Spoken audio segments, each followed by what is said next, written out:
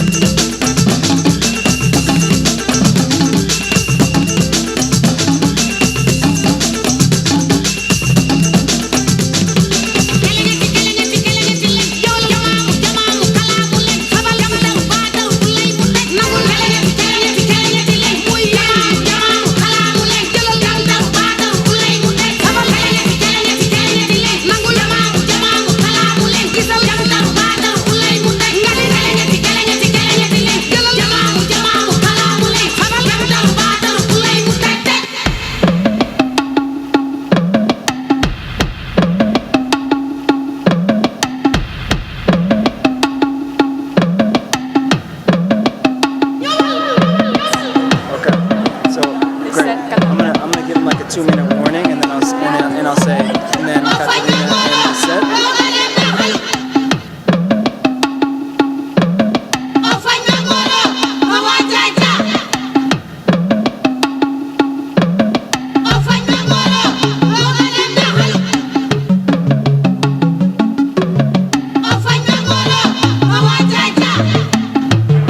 Hey everyone. So 2-minute warning. We're gonna get started real soon. Catalina and Lisette from our interpretation team are gonna come up and talk to us in 2 minutes about why language justice is important and how it's happening at the conference tonight. So if folks could just start to get to your seats and wrap up your conversations, that'd be great. You know what, actually it sounds like folks are ready. Catalina and Lisette, you wanna just come up now?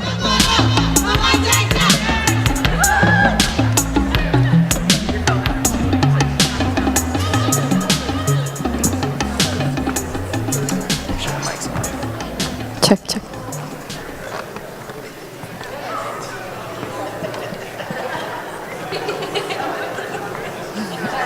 All right.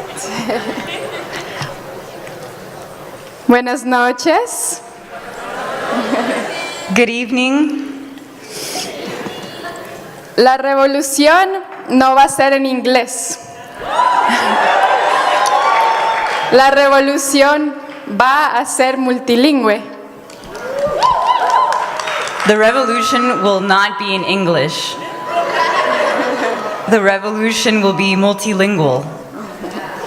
Nuestro movimiento, el movimiento de la economía solidaria, es un movimiento multilingüe. Our movement, our solidarity economy movement is multilingual. ¿Cuántos idiomas tenemos acá en este momento? Por favor, digan qué idiomas están acá representados. How many languages are represented tonight? Please shout them out. What languages do you speak?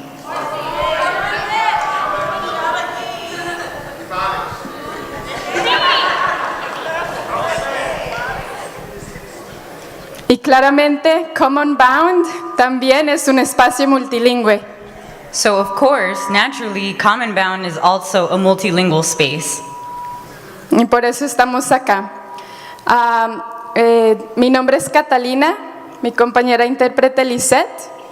And that's why we're here tonight. I'm Lisette, this is my co-interpreter, Catalina. Y también tenemos a nuestro compañero Nico y Cecilia.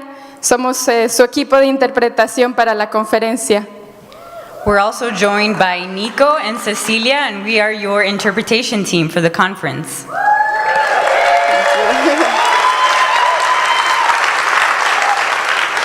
Como pueden ver, vamos a estar interpretando principalmente entre el inglés y en español, pero reconocemos, como ya vimos, que hay muchos más idiomas representados. As you can see, we'll be interpreting primarily from English to Spanish and Spanish to English, but of course we know that there are many other languages that are spoken in this space.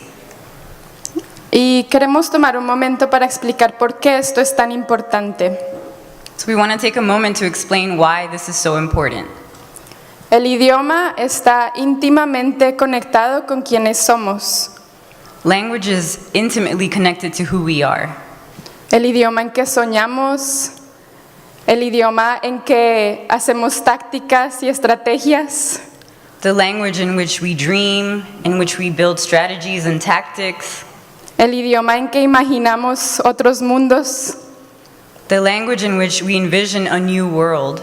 el idioma en que imaginamos alternativas al capitalismo, The language we use to envision alternatives to capitalism. y imaginen cómo se pueden expandir todas esas posibilidades de lo que es una alternativa a este sistema cuando traemos muchos más idiomas que solo el idioma dominante inglés. Imagine how many more possibilities there are in this creation of a vision when we bring in other languages besides the dominant one, that is English. Cada idioma trae una cosmovisión, cada idioma trae otra visión del mundo. Entonces imagínense lo que puede suceder cuando creamos un espacio donde podamos traer esa parte de nosotros. Every language creates a cosmovision, a vision of the world and many worlds. So imagine how much more powerful it is when we're able to do that in the language that we feel most connected to. Entonces, y es por esa razón también que muchos de nuestros idiomas han sido atacados y siguen siendo atacados. And that's of course why so many of our languages have been attacked and continue to be attacked. Entonces también honramos los idiomas que hemos perdido por la esclavitud, por el colonialismo y por la asimilación. So we honor the languages we've lost due to colonization, slavery, and assimilation. Así que el crear un espacio multilingüe toma un compromiso de todos, todas, todex. So creating a multilingual space requires a commitment from all of us. No solo depende de nosotros intérpretes. It's not just on us, the interpreters. ¿Qué significa entonces? Significa que en todos los espacios donde haya interpretación, les pedimos que por favor hablen un poco más despacio de lo que normalmente hablarían.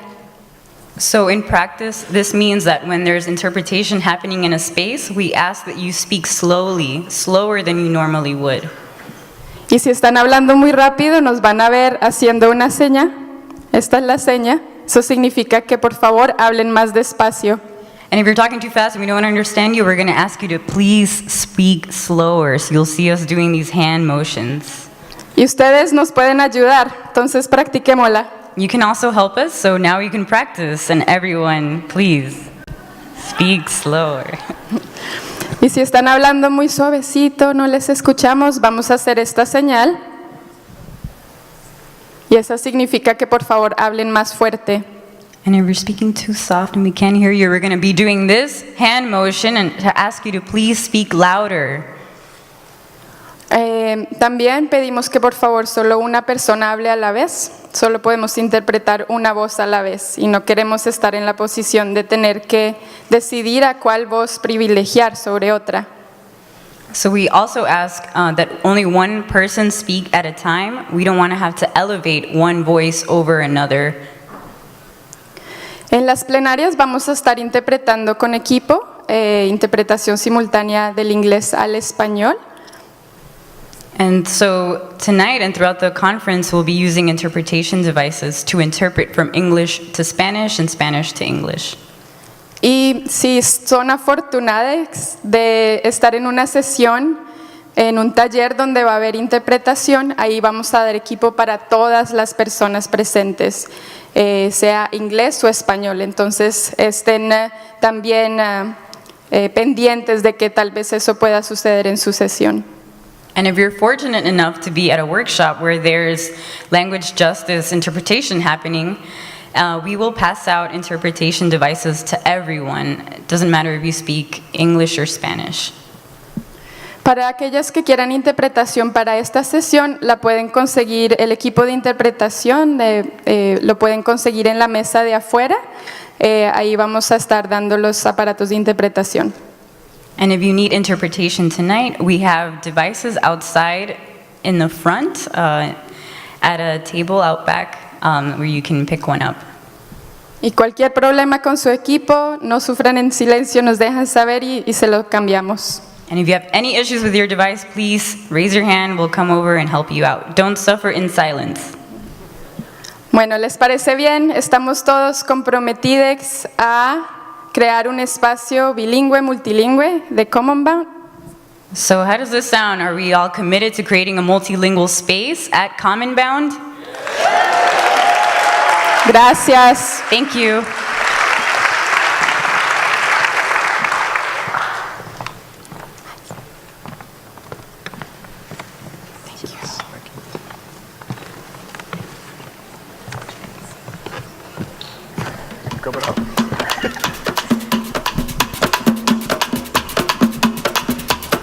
What's going on, everybody? Hey, hey, hey, hey. My name's Anand. Hi, I'm the Director of Movement Engagement for NEC. My name is Umeme Houston. I am the Commonbound Coordinator for NEC. And the two of us are going to be your hosts for this evening. Can we give it up one more time for Ngoma? They were great.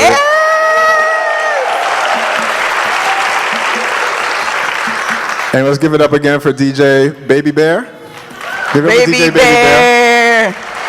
In the building. I was over there sitting behind the plenary speakers, and when they heard DJ Baby Bear's voice, I mean, it's not the voice, your name, they might have started developing their own DJ names because they were so inspired by your name. So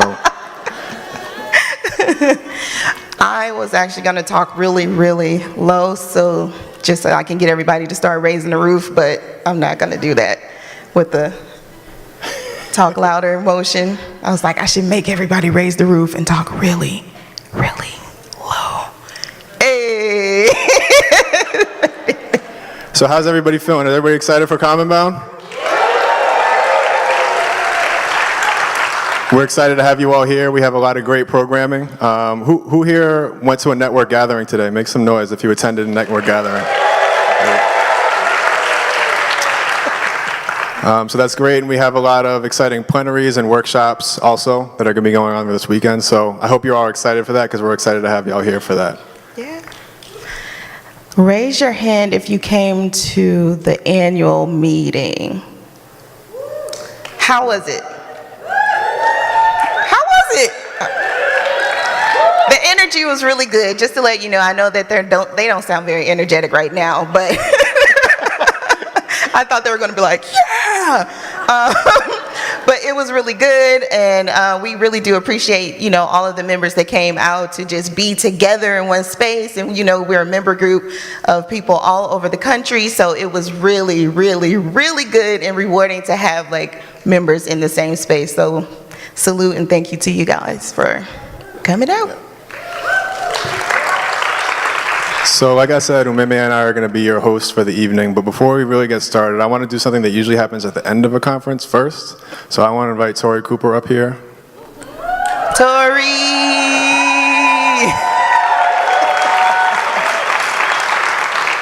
And I just wanted to take a moment to recognize both Tori and Umeme. Tori is our events manager, and Umeme is our local coordinator. This conference would not be happening without them, so everybody, please give it up for Tori and Umeme.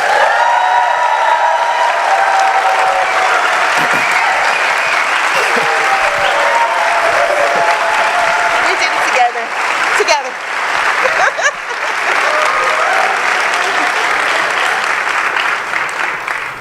So up first, we're going to have some other people from NEC. So I'm going to invite up our Executive Director, Jonathan Rosenthal, Ed Whitfield, our board member, OG, New Economy organizer, and amateur stand-up comedian, and Shavaun Evans, our membership director.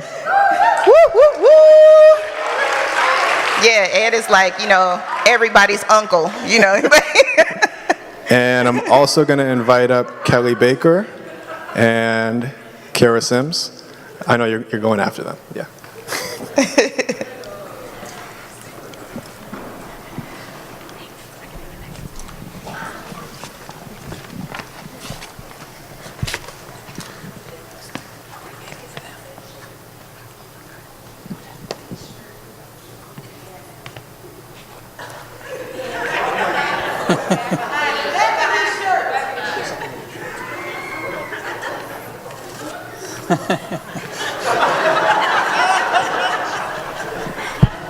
I did that for jokes. Ed's always got a joke. Bienvenidos a todos. Good evening, everybody. It's a great pleasure to be here. Again, my name is Jonathan Rosenthal. I'm the Executive Director of NEC. It's a title that we're exploring. What does it mean to be a director and an executive director? And that's part of this conference, is unpacking where we've been and reimagining where we're going.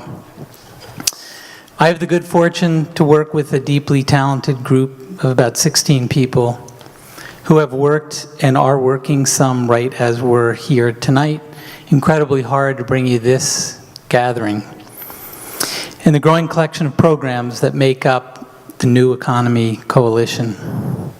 All of it with the wise guidance of our board, people like Ed, and there's a few more here this weekend, which I hope you have the good fortune to meet and talk with. I'm just going to talk briefly tonight to give you a few words of welcome about why we're here. The task of building a community that stretches across broad geographies, identities, sectors, and organizations is challenging. To build this with our members so that all of us together are building the trust, connection, and collaboration that we all long for is that much more challenging. Fortunately, we understand that we are not alone, and that this work of sewing together, weaving community is not new. We are here following in the footsteps of our elders and teachers, stretching back, the way I see it, thousands of years. And yet, we face new opportunities and challenges in 2018 that feel pretty different and sometimes overwhelming. There is much to resist, and there is much to celebrate. We come together here at Commonbound in St. Louis to deepen our trust, learn together, and understand that we, all of us, are part of an unstoppable journey to build a just society. And we're doing it co-op by co-op, land trust by land trust, just policy by policy, healing journey by healing journey. We come together at Commonbound here in St. Louis to deepen friendships, build new relationships, and replenish our body, hearts, minds, and organizations. This year we left spaces in the layout of the weekend that we're here together so that you could have more conversations, less workshops for some, and more space to dream, collaborate, and get to know each other. So we come together at Commonbound here in St. Louis to deepen our capacity to lift each other up as we build our ability to love ourselves as we aspire and practice loving each other. We come together at Commonbound here in St. Louis to deepen our capacity to remember that we are all interconnected. We come together at Commonbound here in St. Louis to embrace that this is our moment to be bold and to be reflective, to be compassionate, and to lead powerfully with love here with our beloved community. Don't forget, throughout the weekend, to thank Solidarity Economy St. Louis, our local host committee,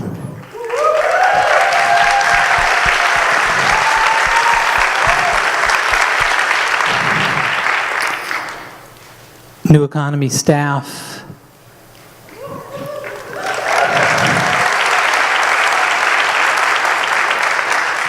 the many volunteers,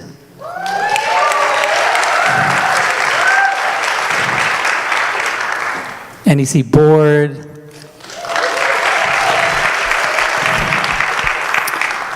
NEC members,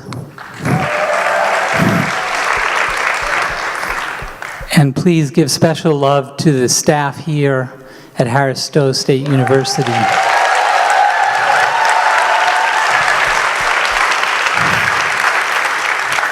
The entire budget of this university is approximately 11 times the highest paid president of a private university in the United States.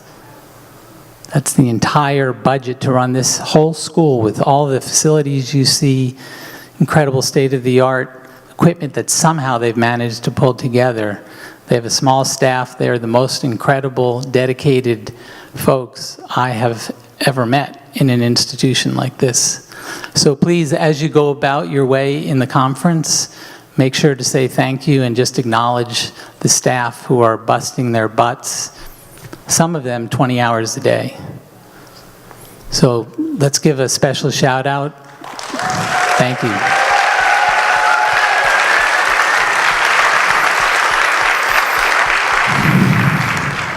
And let us remember, as we follow in the footsteps of our elders, to blaze new paths bravely, compassionately, and keeping love in our hearts. Thank you. I'd like to pass it on to my esteemed colleague, Shavaun Evans.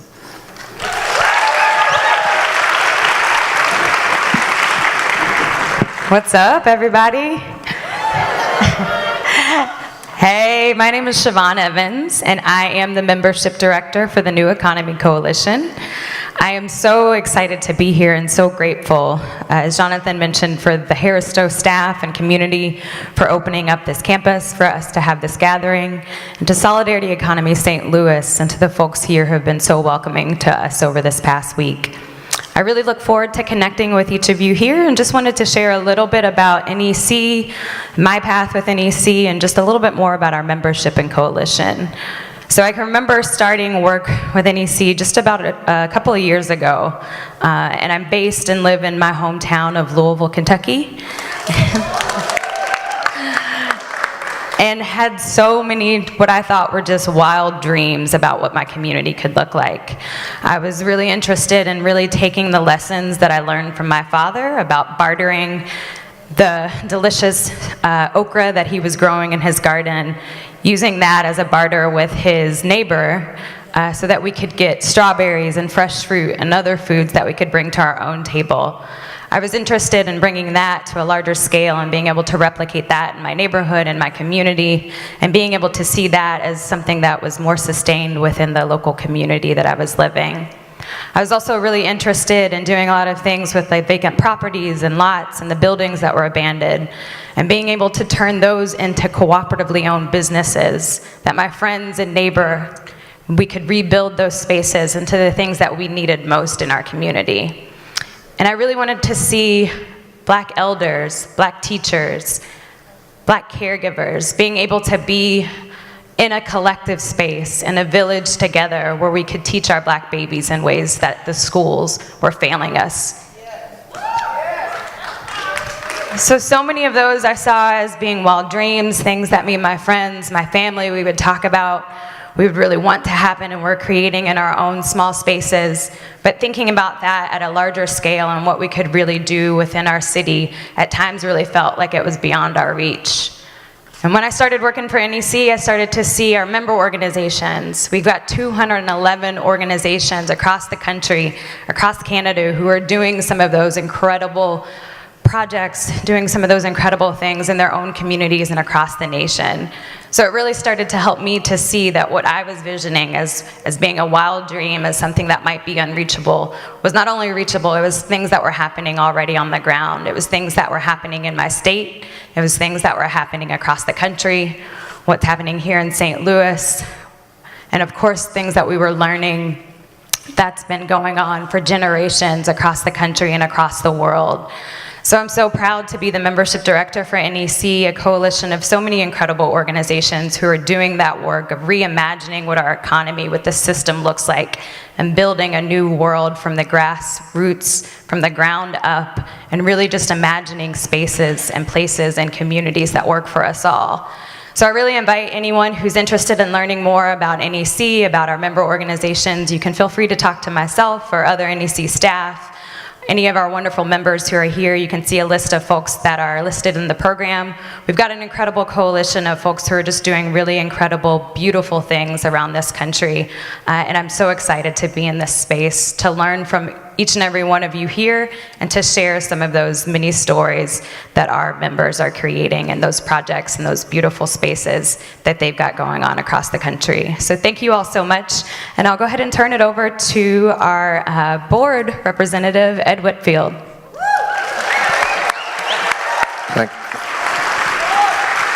Thank you all very much. You know, we are here in this place at this time, and it's an interesting time for us. It's an interesting moment. But quite frankly, this moment, while it is our moment, you know, in every moment there are important things that need to and can be done. But our responsibility in this moment is to understand what they are for us here and now.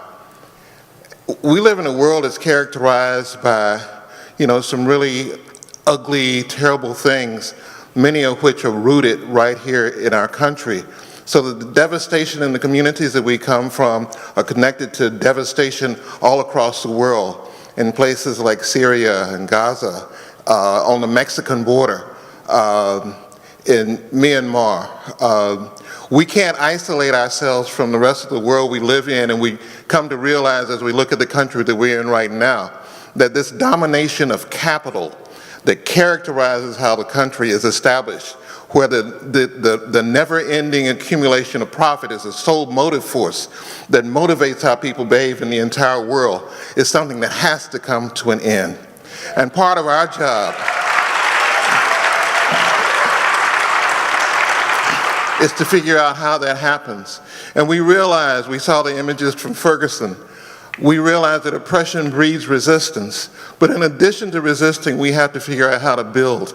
And we have to envision the world that we want to build and begin in the process of actually building it. And so that brings us here together with each other, with the synergy that comes from sharing ideas and accumulating the experiences that we all bring here. I was on a tour today here in St. Louis and got a chance to see part of the naked, scarred underbelly of this inhumane, beastly system that we live in. And it just reminds us of the work that we have to do. And while some people think that the world is getting bad and it's going to be a real mess pretty soon, we have to understand that for so very many people, it's a real mess right now. And there's an urgency of our task and responsibilities of engaging in that transformation to not only resist, but also to build. So I want to say that in welcoming people here, there are a number of workshops, a number of opportunities for people to share experiences, talk to each other, think about what they're doing, add to it, and use it to come out of here more powerful than we came in, ready to face the world that we are in, recognizing the incredible evil that is generated in the country that we live in, has bred an incredible and courageous and beautiful resistance that's characterized by people who approach the world with honesty, with humility, with curiosity, and with courage, the things that we need so that we can build the different world that is possible. Thank you and welcome to St. Louis to Commonbound.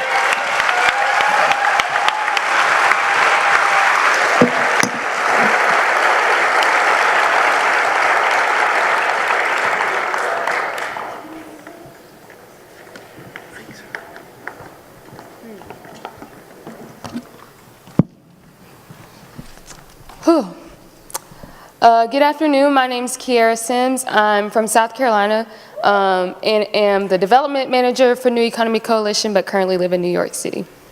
And hello, I am Kelly Baker, the development director at New Economy Coalition, and I live and am from Boston, Massachusetts. So when I envision, my vision for a new economy is most of what we've already seen tonight. Celebrating Black excellence at the very beginning of our journeys, making sure we're honoring the land and the people that we come from, and sharing a space of love and joy so deep that when we walk away from here, we can take it all with us and share with our communities back home. Part of that, sorry, I always talk too fast for interpretation. Part of that for me is really also taking a moment to really feel what just happened on stage. And after hearing Jonathan and Shavaun and Ed talk, I told Kelly, I was like, my whole body is tense. And what does that mean for this weekend, to take that tension into this weekend and really set an intention for myself to honor that tension, but also really lean into what that means in a way that honors everyone in this space. And so as a guiding point to do that, we've created some learning agreements and community agreements throughout Commonbound that we want to share with you. So I'm going to start off by reading from the program book, and if you want to read this on your own time and reflect on it, we really encourage that. So NEC centers the intersection of racial, economic, and climate justice in the fight for a new solidarity economy. Commonbound is an opportunity to embody the world we are creating, uprooting legacies of harm while redistributing power in the hands of the people. With that, it's essential to decentralize individual needs to honor needs of the collective. Consider, if this is the container for what you need to bring. I'm going to pass it on to Kiara. Right here.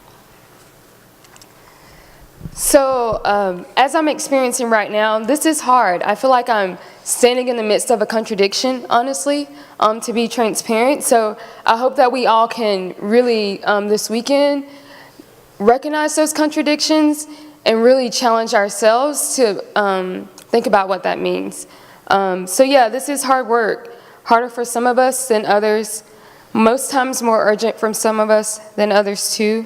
So participating in Commonbound is an invitation and a commitment to practice holding complexities while honoring your intuition.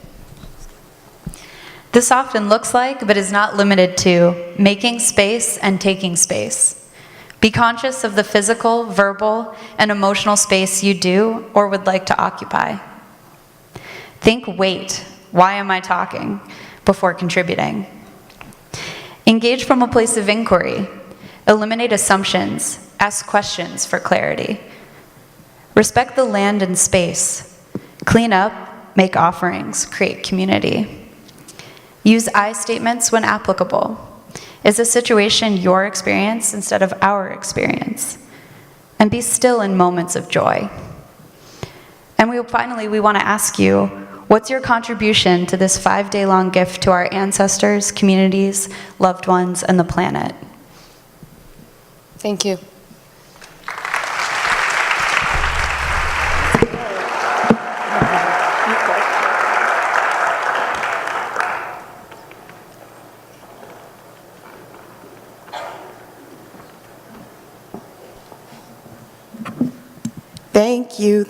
Thank you for that. Next, I want to introduce a provost of Harris-Stowe State University, Dr. Dwayne Smith. He's going to give a few words about Harris-Stowe and welcome us into this lovely, beautiful space. Yeah, the staff worked really hard, seriously. They worked really hard. He's gonna give a few words about the university and then we will continue on. Thank you. Thank you. Good evening. Glad you're here on our campus, Harris-Stowe State University. On behalf of our faculty, staff, our Board of Regents, our President, Dr. Dwan J. Womack, we welcome you to our historic institution. I'm just really full already, just listening to the speakers.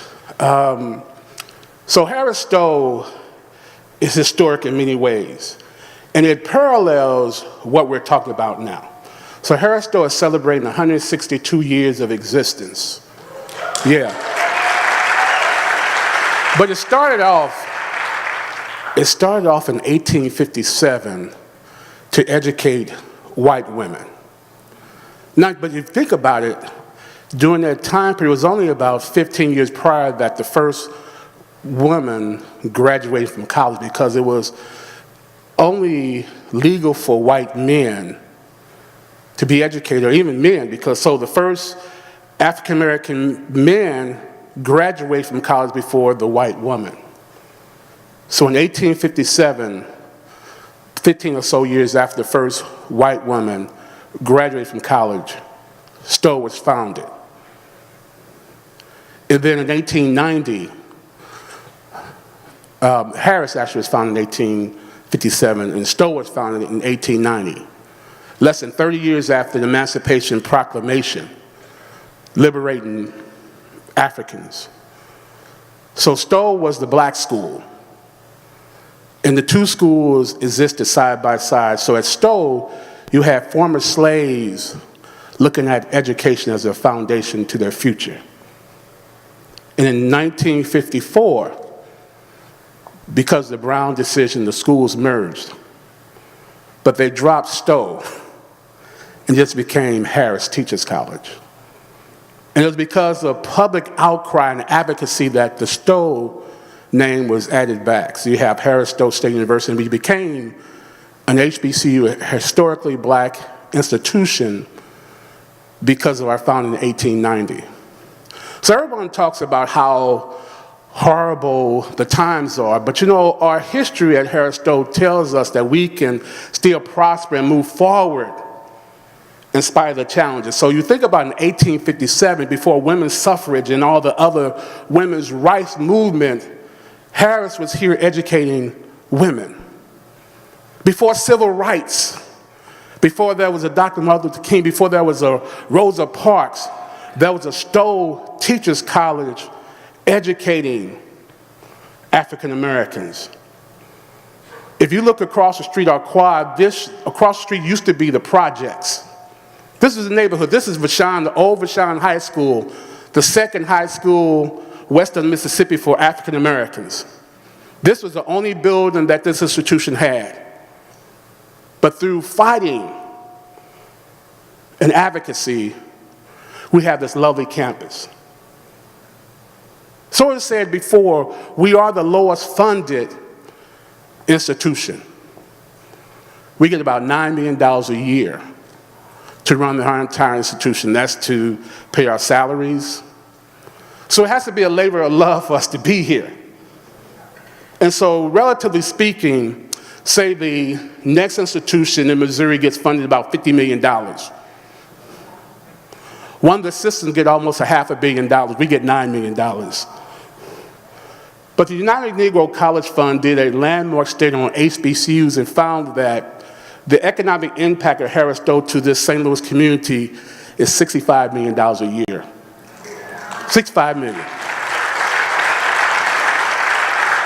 But what's also incredible is that we educate some of the, I won't say neediest because our students are outstanding. We have first generation college students, the most of any state institution. And what does that mean? So I use myself as an example. So I can trace my lineage back to 1820. The first Smith was in this country in 1820. But the first Smith graduated in 1977. So it wasn't until about 150-something years later that the first Smith received a college degree. So we have those type of students on our campus. The first in their family to graduate with a college degree. High Pell need. So about 80% of our students require a Pell Grant. That means if you're low income or working class, you get a Pell Grant. But one of the outstanding aspects of Harris Stowe is that you can get a full Pell Grant and pay your tuition. I just dropped something on you. You could pay your tuition and not take out any student loans and graduate with a college degree at Harris Stowe State University, even though, yes.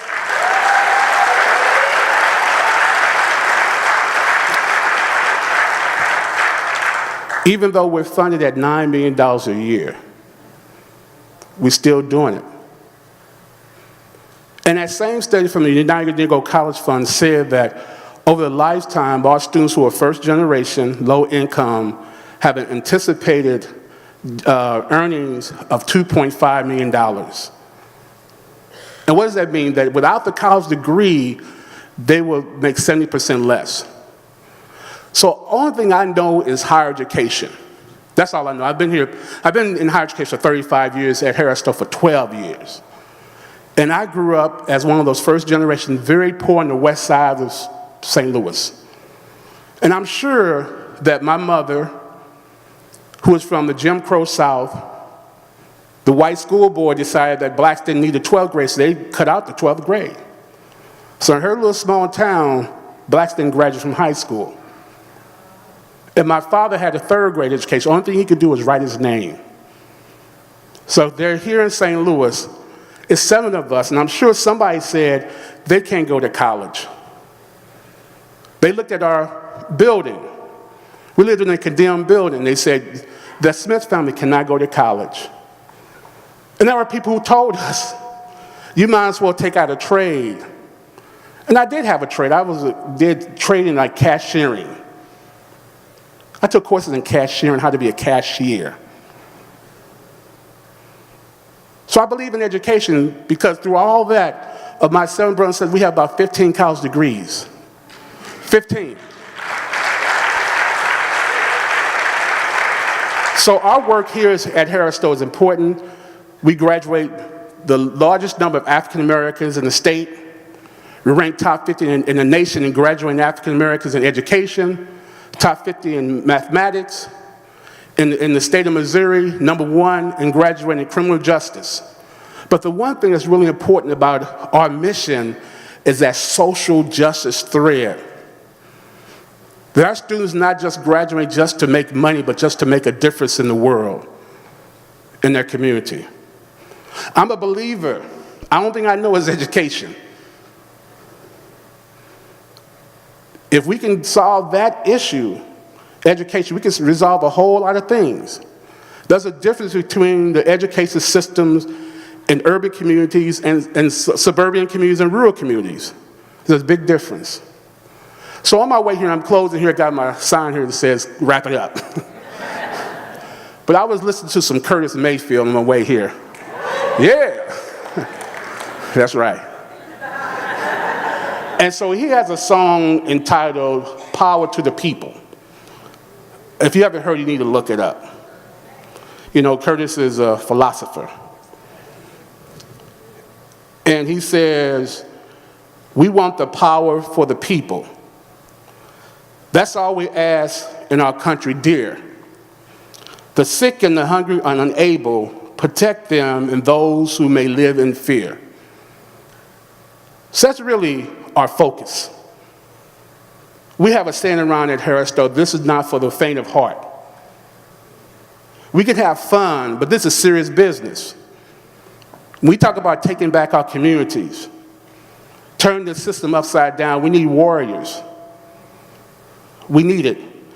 And Curtis admonished us to, let me say it one last time, and I'm going to take my seat. The sick and the hungry are unable. Protect them and those who may live in fear. Have a great conference, and thank you for being at Harris Stowe State University.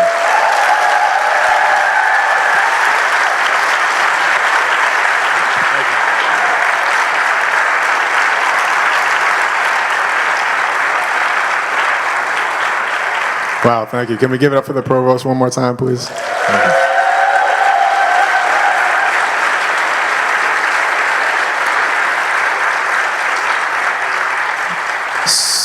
So now I'm going to introduce our host committee.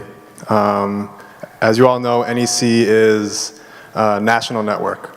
And before this, we didn't have any staff based here in St. Louis.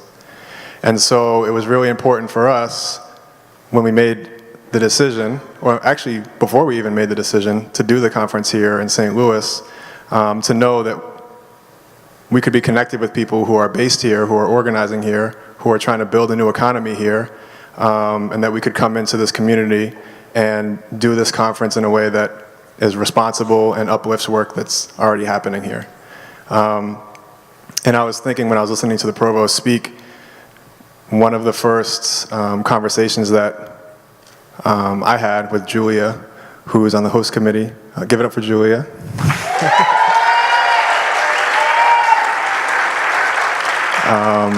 She's part of Solidarity Economy St. Louis. One of the first conversations that I had with her, we were talking about venues in St. Louis. And St. Louis hosts a lot of conventions and conferences because it's a transportation hub and there's a lot of potential venues. And so I had a list of potential venues, and Julia was pretty much like, no, we got to do it at Harris Stowe. And so we were talking about, the pros and cons, and she went back to the host committee, and the host committee came back and said, if you're going to do Commonbound in St. Louis, we need to support a black institution. It needs to be at Harris Stowe.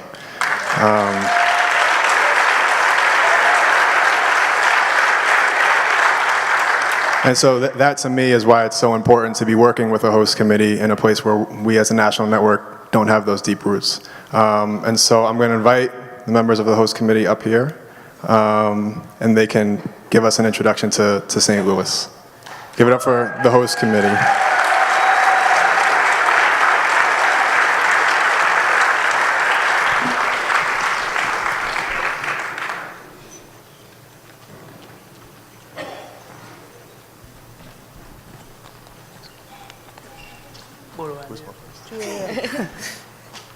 This ain't all of us, y'all. It's this is about half the host committee. A lot of them are busy doing work, Organizing. Yeah, straight up.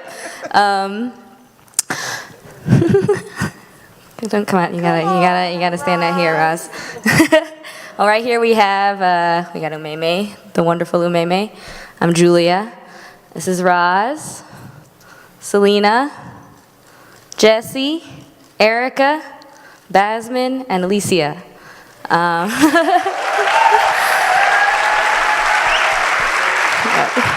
And all their names are in the program as well, so you can check them out there. Check us out. I'm going to keep this pretty short because I know I do want to hear from the folks in the panel.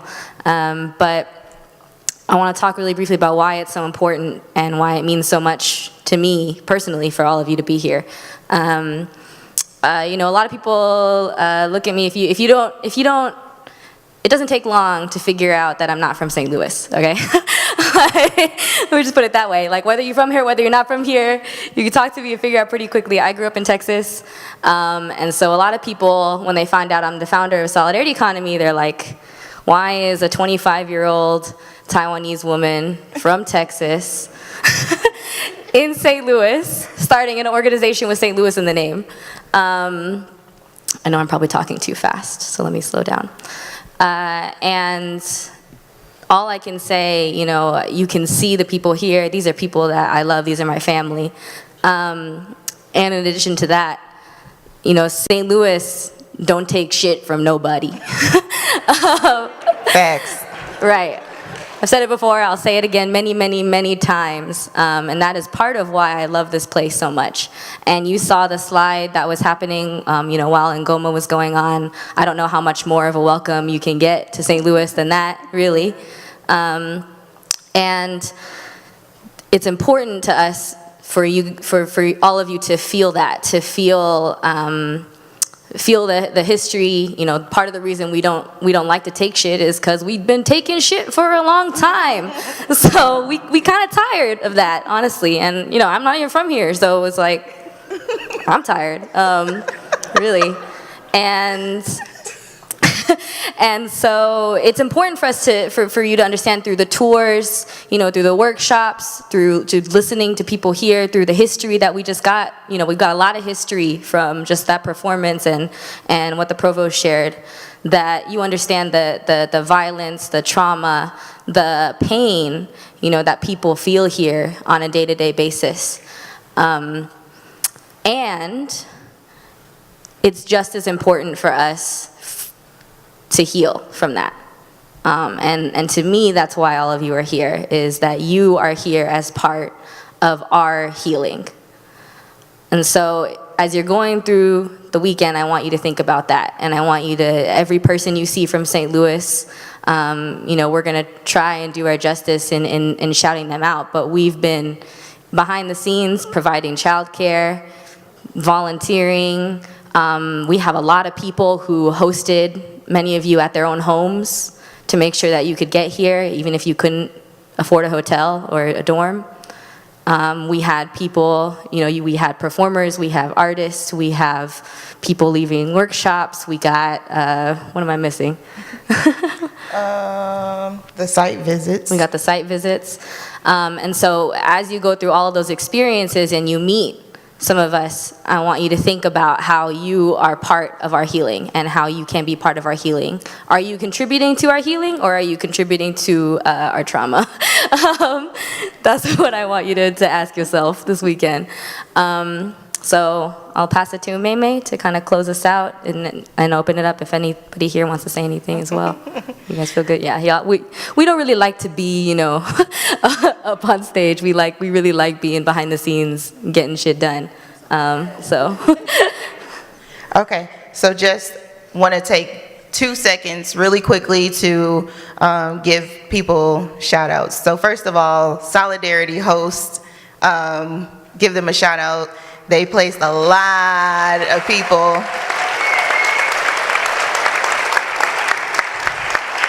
All right, so I'm gonna go through the list really quickly. So we have poet Selena Birch, artist Basil Kincaid, which he actually created and installed that beautiful textile installation that you see down the hall. That area is actually, we're gonna call it the decompression area. So we know that just even in the few minutes that this has been going, it's heavy. The material, the workshops, the history, things get really heavy. And so that area was designed for you all to be able to go and sit, have a moment, decompress a little bit from all of the, really heavy content that you guys are receiving. So shout out to Basil, he's an amazing textile artist. Madison, DJ Baby Bear. Ngoma in Motion for that beautiful performance. Baba Dottie, he will be drumming for us throughout the conference. Zumba King, gonna have some Zumba tomorrow, guys. Jamie from Mindful Movements, Native Women's Care Circle, Ill Dialects. Damon, who is the producer and creator of Who Streets, the film screening. We have Fresh Air, Ryan Marquez Trio, Transmatter Express. They're gonna be at the Saturday night party and you don't wanna miss that one. Hattie and Elisa with the mural that's going to be installed tomorrow. Is going to be community art. All of you all can go and participate, and we will create something really, truly beautiful by the end of the conference. Site visit. So we got a red circle, Erica. Bob Hansman, he's doing a Pruitt-Igoe tour for the Ville Collective. They're doing a walking tour. Black Girl Hill is a collaboration of conscious conversation and mindful movements. The Griot Museum of Black History. Yayo Arts providing the youth programming. And all of our workshop presenters, who there's so many of you to name, but we love you. So yeah. Yeah,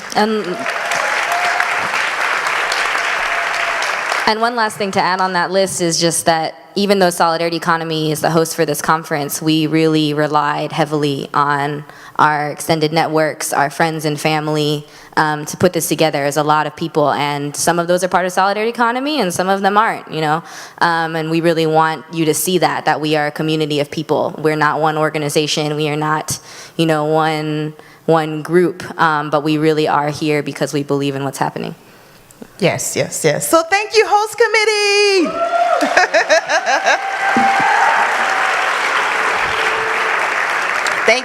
Thank you. Commonbound wouldn't be without you. So you guys got an introduction on the history, just a little bit of the deep history that we have here in St. Louis when it comes to our work and while we do this work.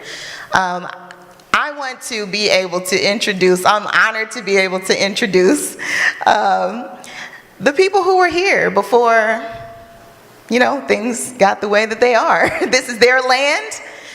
We're gonna, salute them as elders, as people who were on this land before colonization.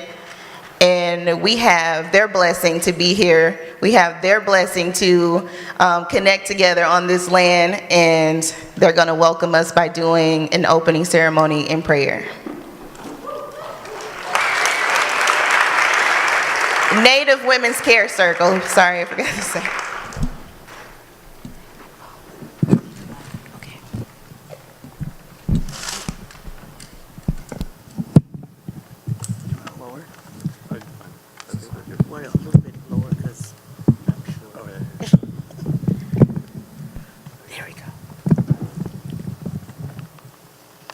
Buju, Wabashki Benesi, Indishnakas Manganam Dodam, and I'm from the Shaliki and African peoples. And our group in St. Louis came this morning, and we asked for a blessing for everyone that was here. And we don't have a performance for you, we have a welcome, and we have a prayer that you all are coming here in a good way, and that when you travel back to your homes, you travel back in safety, and that your homes are as good as or better than when you left them. We want to welcome you to this territory. The human people that were here were the Osage, the Iowa, the Miami, the Sac Fox, Oto, Illini, and we say welcome and thank you for coming. We ask that you walk gently upon this ground because our ancestors still lie here. And when we speak the languages, all our different languages, we strengthen the ancestors who then strengthen us.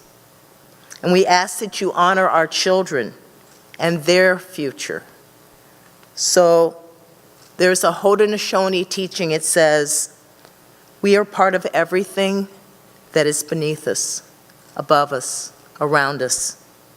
And our past is our present, and our present is our future, and our future is 7 generations past and present. Here in this community, a lot of times we're invisible. And we ask that you, as you speak those languages and are aware of those languages going on around you, that you think of the people that came before that taught those languages, whatever language you come from. On Sunday mornings, we're at close to the confluence of the Mississippi and the Missouri rivers, and we do water ceremony. And if you saw those people up in Standing Rock that were getting blasted with water and tear gas and things, we do the same ceremony that they did then, we've been doing here for about 12 years, holding space. If you'd like to join us, especially those that are here in St. Louis, join us, and we're at 9 o'clock on Sunday mornings from the beginning of the Mississippi all the way down river through Memphis and into Mexico.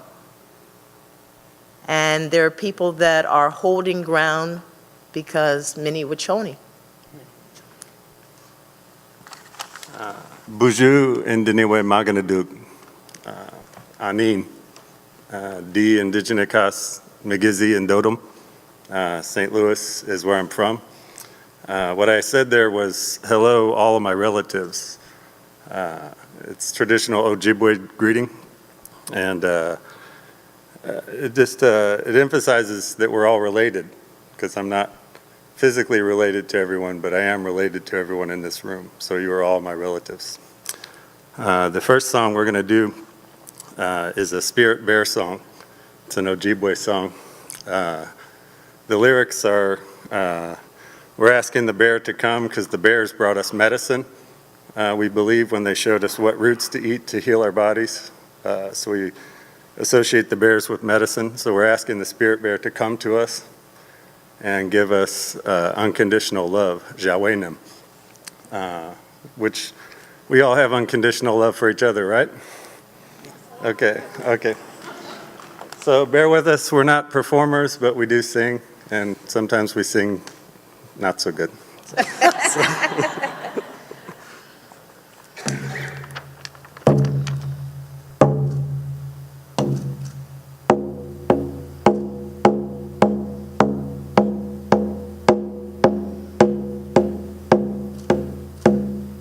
Way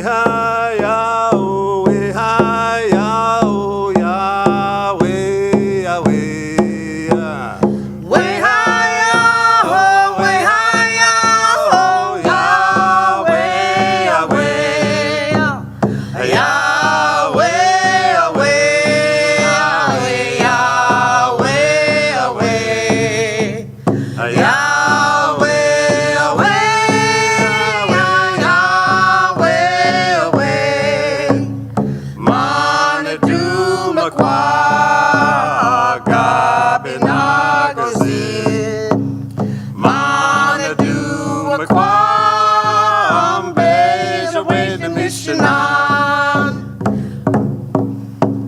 Way high, oh, way high, oh, yeah, way, way, yeah. Way high, oh, way high, oh, yeah, way, way, yeah, way, way, yeah,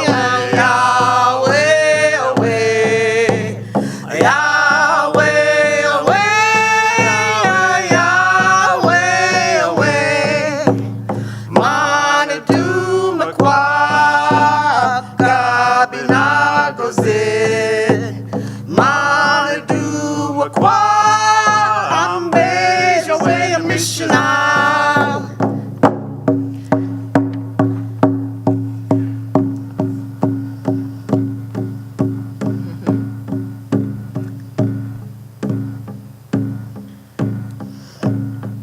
My moose is talking, but it's not giving me the words. We gotta humble ourselves in the eyes of Creator. We gotta bend down low. We gotta humble ourselves in the eyes of Creator. We gotta know what He knows. We can raise each other up higher and higher. We can raise each other up.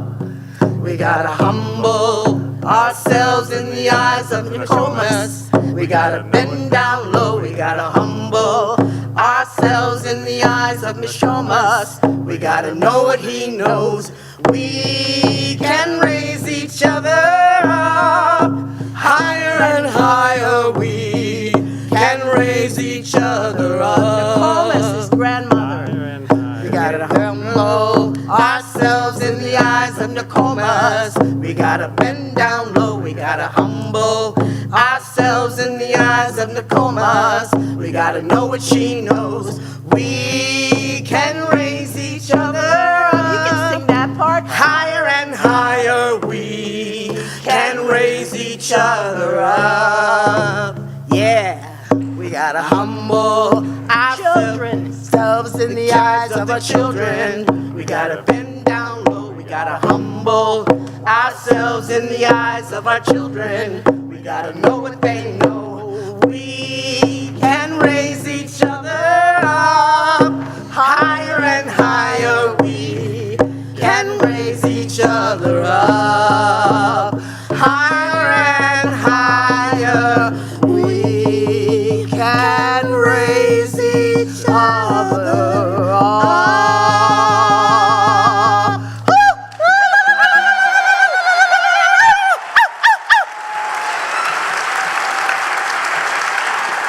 And we're going to end with me saying Wado in Cherokee and Dudahe in Pawnee. The lady, one of the group that was here this morning is Pawnee, and she wanted you to know Dudahe. And I say Wopila, which is a Lakota greeting or thank you. And Miigwech from the Ojibwes. Miigwech Wado. Miigwech, thank you.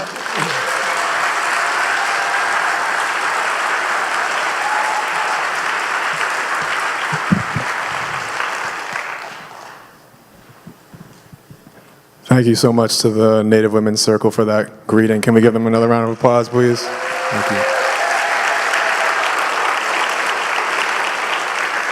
And I believe, am I right that y'all have a workshop at Commonbound this year? Is that right? Are you doing a workshop? Did I make that up? Buddhist medicine and indigenous view Sunday. I'll be. Okay, so I know what everybody's thinking. You're thinking, I thought this was called the opening plenary, and it's like 8 o'clock, and we haven't had a plenary yet. So I'm gonna get off stage, and we're gonna do our plenary. But we have 3 amazing people here to speak to you. A lot of the time, when you do something like this, you have moderators, and these 3 are so incredible. We're like, we don't need a moderator, we just need to have a conversation with them, let them speak. But we do wanna make sure that we are running a little bit late. But I think people here are willing to stay a little bit late to listen to these three individuals. Is that right? All right. So I'm going to welcome onto the stage Ashley Henderson.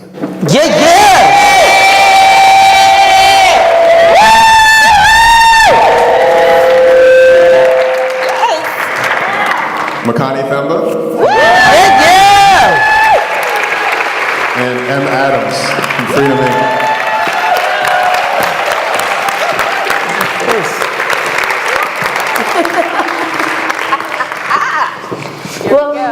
Whoa. All right. Good evening, good people. How you feeling? Y'all been talked at a lot, so we're gonna figure out this sound stuff in a second. Just 1 second. All right.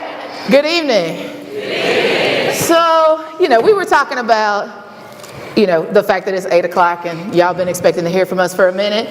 And so we figured we could get regrounded together in a collective way, because what we know is if we can't breathe and sing together, we probably can't get free together, right? And in Southern, because y'all know y'all in the South, right? It's Midwest. Shout out to the Midwest. But Missouri was a slave state. Yeah. Up south, indeed. We're gonna do a little cultural opening, as we should, as Highlander-esque people. So everybody that's willing and able, please rise with us. We're gonna sing it in.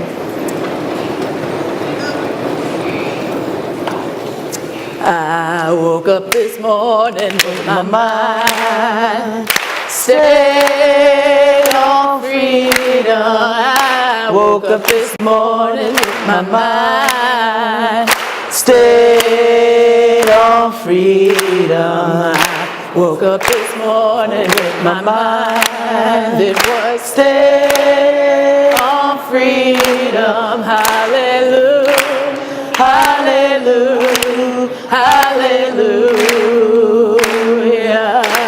We're walking and talking with our minds stayed on freedom. We're walking and talking with my mind stayed on freedom. We're walking and talking with our mind. They are stayed on freedom. Hallelujah, hallelujah, hallelujah.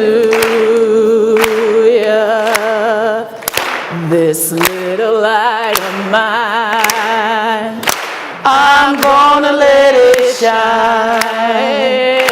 This little light of mine, I'm gonna let it shine.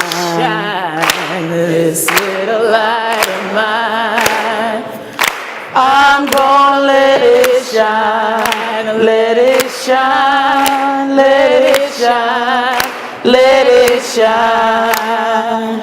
And everywhere we go, we're gonna let it shine. Everywhere we go, we're gonna let it shine.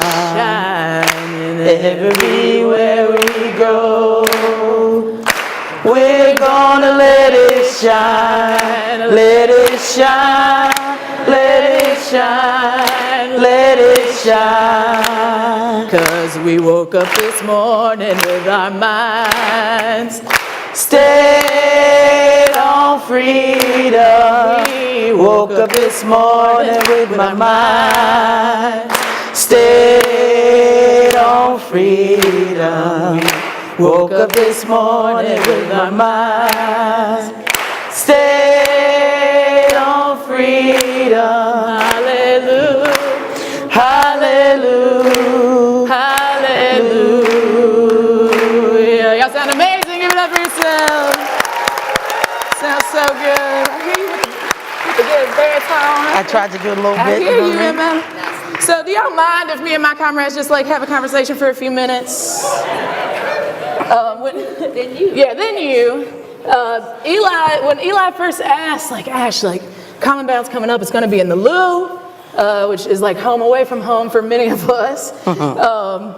And he's like, who would you talk to? I was like, well, I really miss Makani and and I just want to talk to them. So I said, I just want to talk to my friends. And so I recommended them and Makani, and they graciously said yes. So can we give it up one time for Makani and Freedom Inc. and Higher Ground. So, these are like incredible comrades. So we're just going to talk for a little bit, and then we're going to invite you to be in conversation with us by like some Q&A time. Sound good? Great. So just to set some context, what we had talked about, maybe rapping about, was just a little bit of what has happened that got us here. What in the world? I use a lot of explicitives, but for the sake of shared company, I'll say, what happened? What happened that got us here? A lot of isms. What that mean? Capitalism, colonialism, racism, heterosexism, cisgender, every kind of ism you can think of happened. That's my short answer. Yeah. What happened, Makani? Ooh, like all of that, but also here there's so much about here. Because there's like the here that's like, oh, here we go. Your mic. It's my mic. It's my mic. Where'd it go? Oh, see, it's like having a little party over here. Is it even on? I don't know if it's on. All right. We might. Here we go. And Boom. Come through, Eli. Give it up one time. Eli is the man. So, here, what does it mean to be here? Yeah. So there's like the here, that's like what's messed up. And then there's the here that's like amazing. That right? resiliency. That work, so there's like the isms, right, that got us here, but there's also the solidarity, like the thinking, the organizing, the dreaming that got us to another part of here, too, like all of those heres. Yeah. There's a song that some of the cultural organizers in the South taught me about. The lyrics are like, we are the children of the ones who did not die. We are the children of the people who could fly. We are the children of the ones who persevered. We are fearless, we are strong, and we're ready to carry on. And I think coming onto this stage after Indigenous people who have been dealing with autumn isms for as long as white people been here, right? Being in this sacred space that folks are building together to talk about collectivism, right? Cooperation, feels super special. And I think that, as was said earlier, the grand inheritance of working at Highlander is that you are very aware that you live in the past, present, and future at the same time.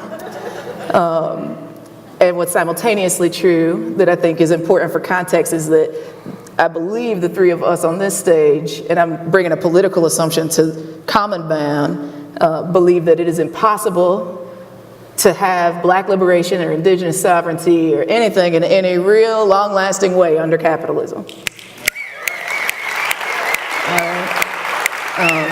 And it's something that we, as like folks that are deeply invested in the movement for Black lives, have said pretty explicitly, right? It's like, Black people will not be free. There ain't no amount of money you can make. There ain't no proximity to power you can get and be free under capitalism.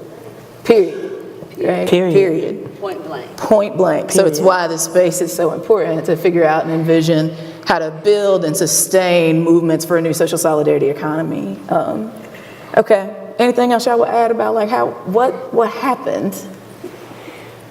It's a big question. A very big question. I really appreciate Makani's intervention in saying the here and what happened is all the terrible things done to us, but us being able to still be here is all the incredible cultural work, spiritual work, resilience work, organizing, revolutionary work done by our folks in unimaginable times.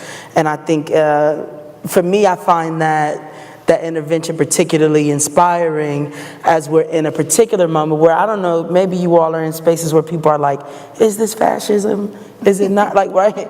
When there's a lot of learning and responsiveness to the Trump administration. And I think it's important to be responsive, right? Because we don't live in a vacuum.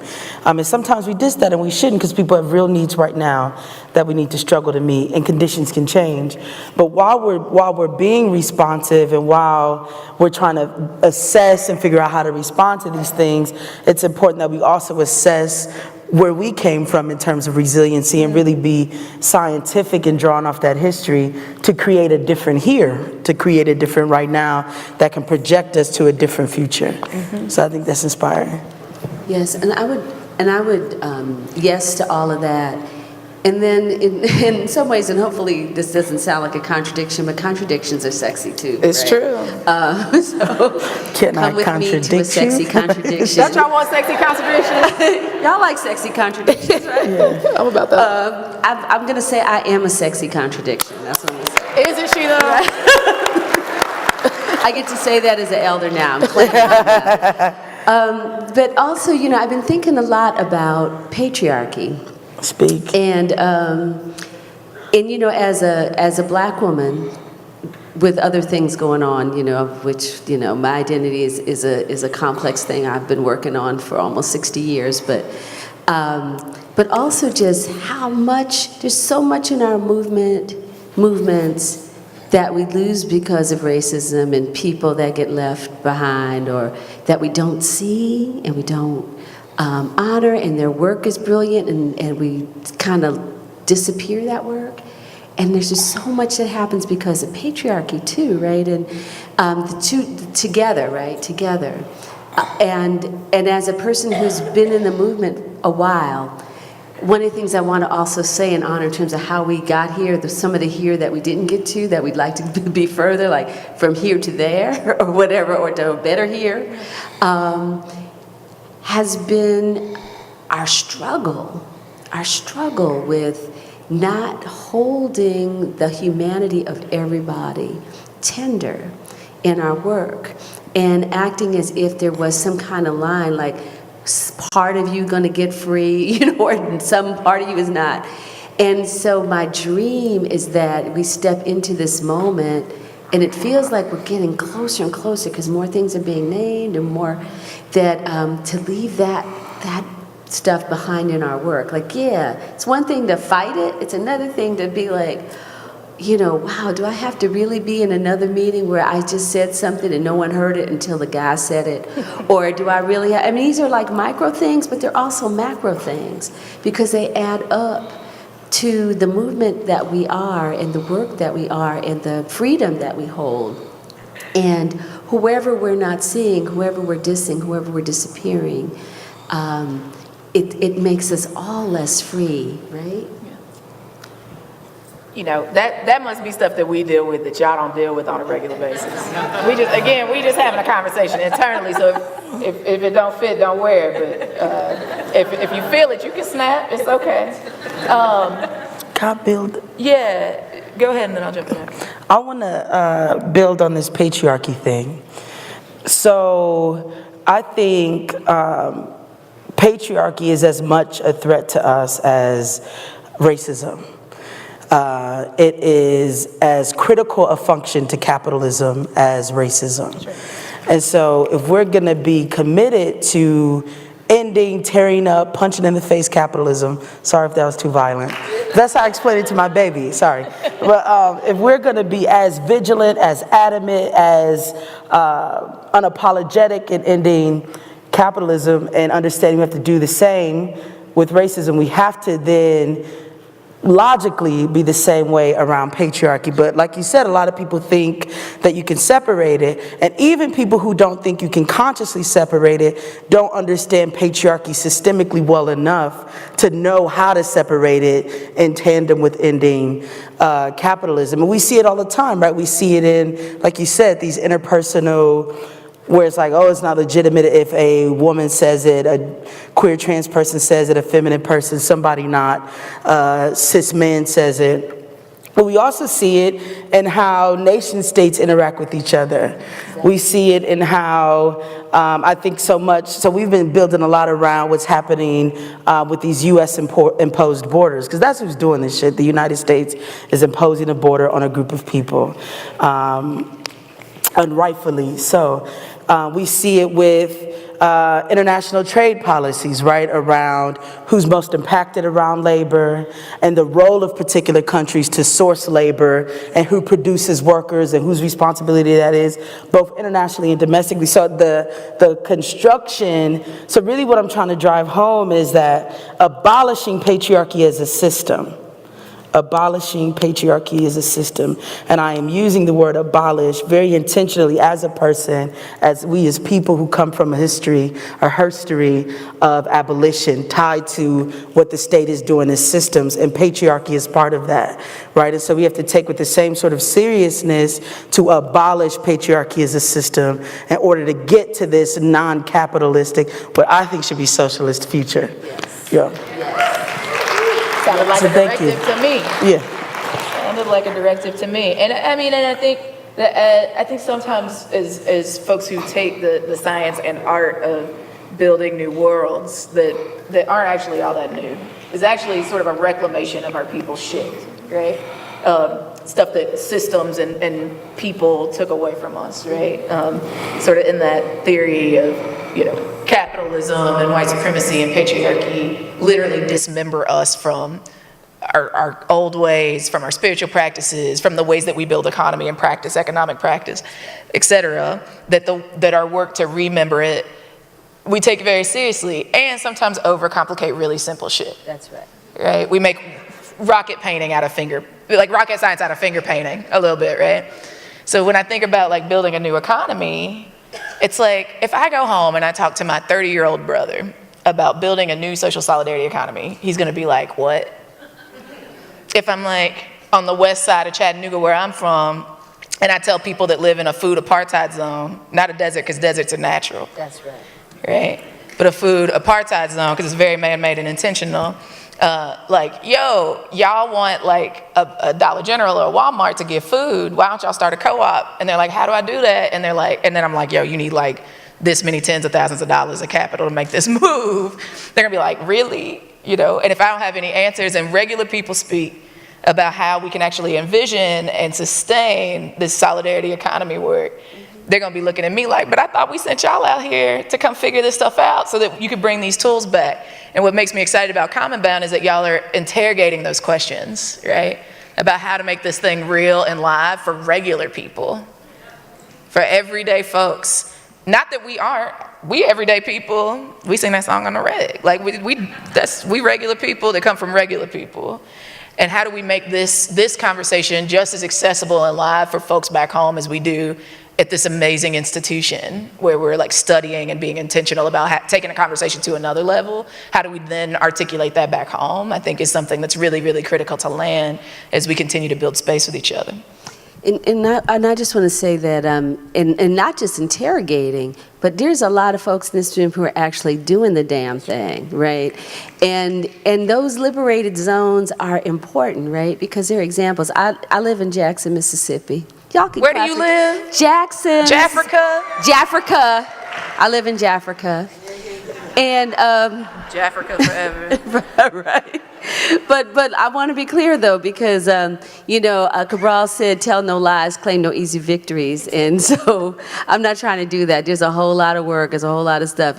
It's not Wakanda, and some of that I have some issues with that. Also, speaking of patriarchy, but I feel like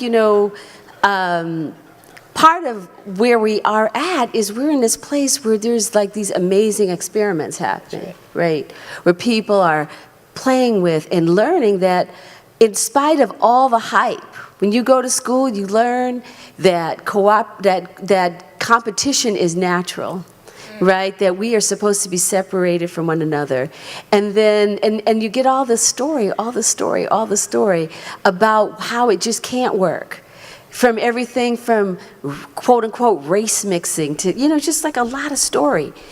And what we do is we burst those myths in spaces, but also in the places where it gets hard and it gets ugly, then we're like, see, they told us we weren't going to be able to get along. See, they told us we weren't able to make this happen. But, and so it's part of it is like doing the work, and it's also telling the stories, like how we do both things, so that other people can know it is not only possible, but people are actually doing it in spaces, that we can move beyond it's possible to like, actually, there are these spots, and then we connect. And what I love about Commonbound and had so much fun last year in Buffalo was having conversations with people who are actually in practice. And I think part of our challenge too is, how do we raise up those stories? And not in ways it's like, oh, it was so perfect, it was beautiful, it was everything. Because again, we don't want to tell those lies, we don't want to claim those easy victories. But what are we learning? What's the messy part? And how can we confront these places where things happen below the surface, above the surface, and also recognize that we won't fall apart? Because this fragility thing, this people being fragile and acting like, you know, you're gonna die because you got into a debate with somebody, you know what I'm saying? It's like, you know, and maybe this is me being old, but I'm just like, we have to get over that ish. Like right now, we just know we can sustain it. You know, no one's whipping us, right? We can have conversations. We have the tools. We have popular education. We even have games you can play to have serious conversations, right? You can have Post-its. You don't even have to talk to the person. So we can be in practice together. Give it up one time for Makani Themba. We can color code this debate. I love it. And need it in my life, like yesterday. That's a good segue. I mean, we've already sort of segued, but we've talked a little. We hit the top of like what's happened. Obviously, there's a lot, and I'm sure y'all have a lot to contribute to. But sort of let's zoom in a little bit more in terms of what's happening. We know that especially the last couple of weeks have been super intense for many of our folks for 1,000 different systemic reasons. So what's happening, and what do you all think that you and we are supposed to be learning and watching and paying attention to in this particular political climate? Especially in terms of the economy and how that's impacting our folks, but also broadly in movement. Whoever's moved can take it first.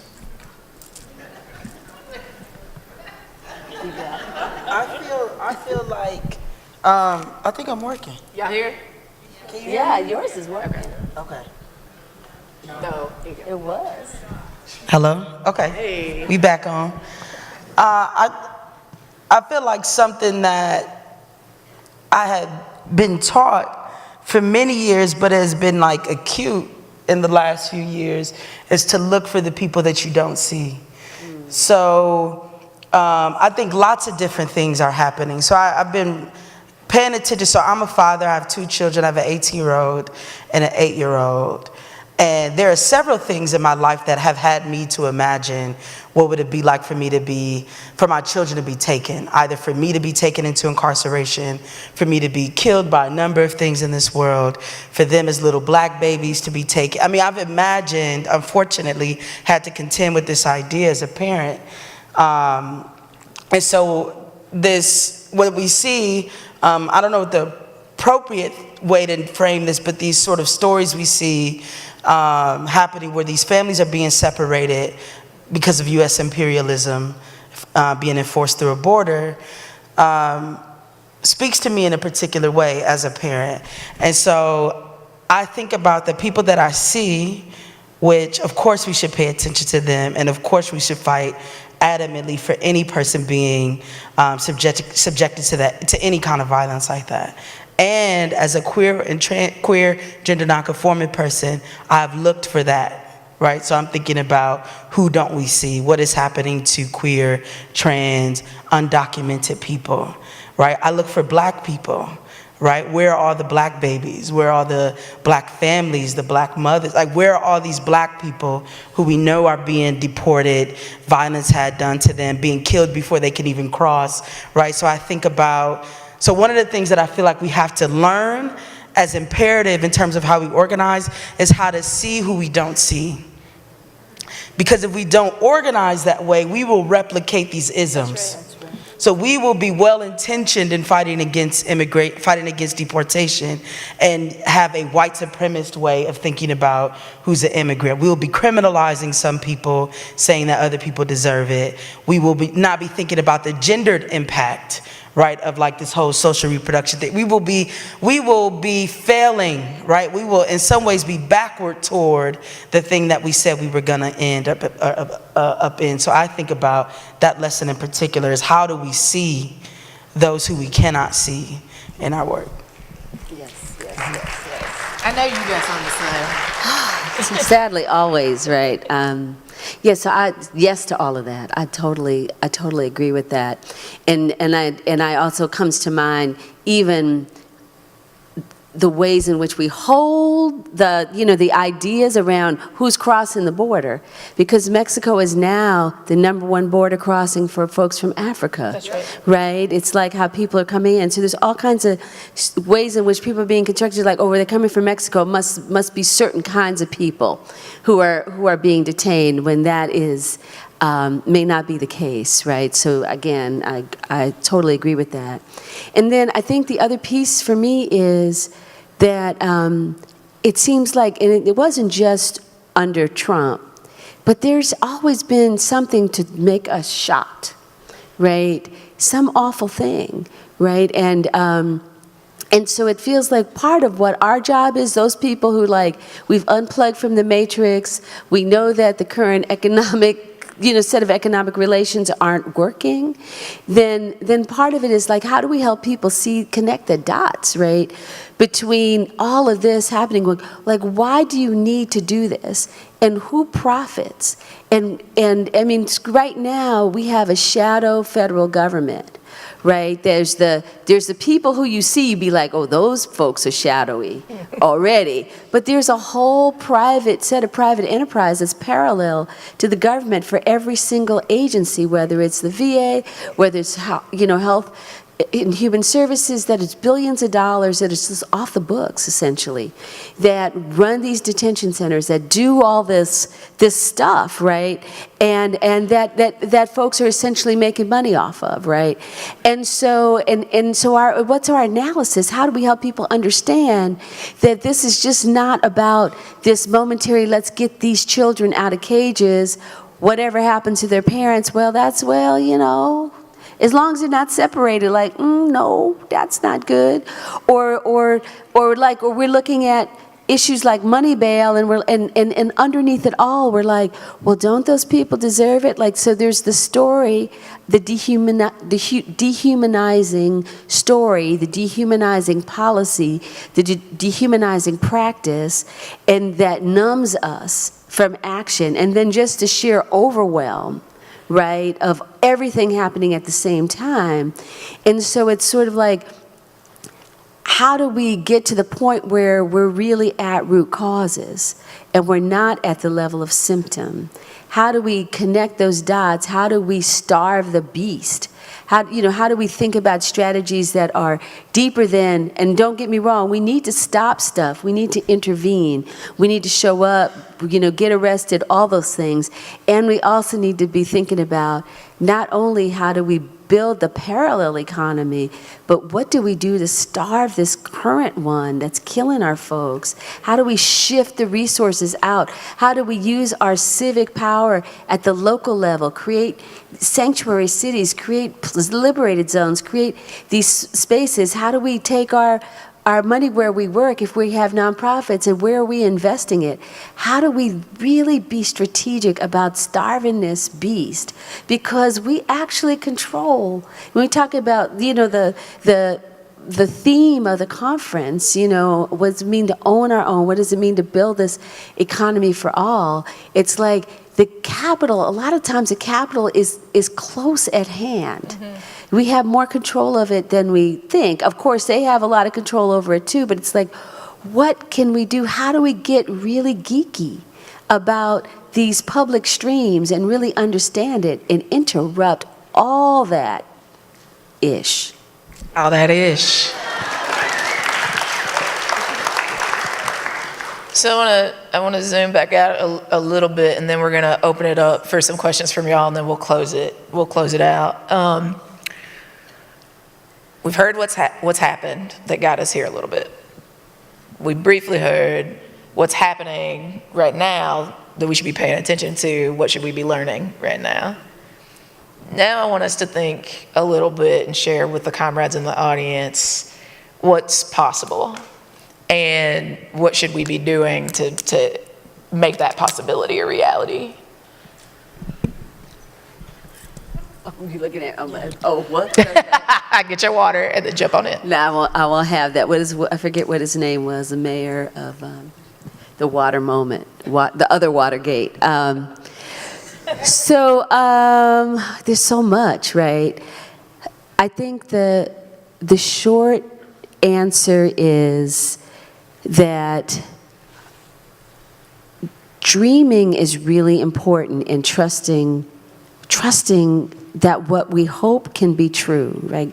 Because it's like, how are the plans developed? If the plans are developed based on your worst fear versus your great hope and your great dream, then you have kind of like these messed up organizing strategies. It's like, you're just like, really? Is that the demand? Like, what? No. You know, like our highest demand should not be get children out of cages.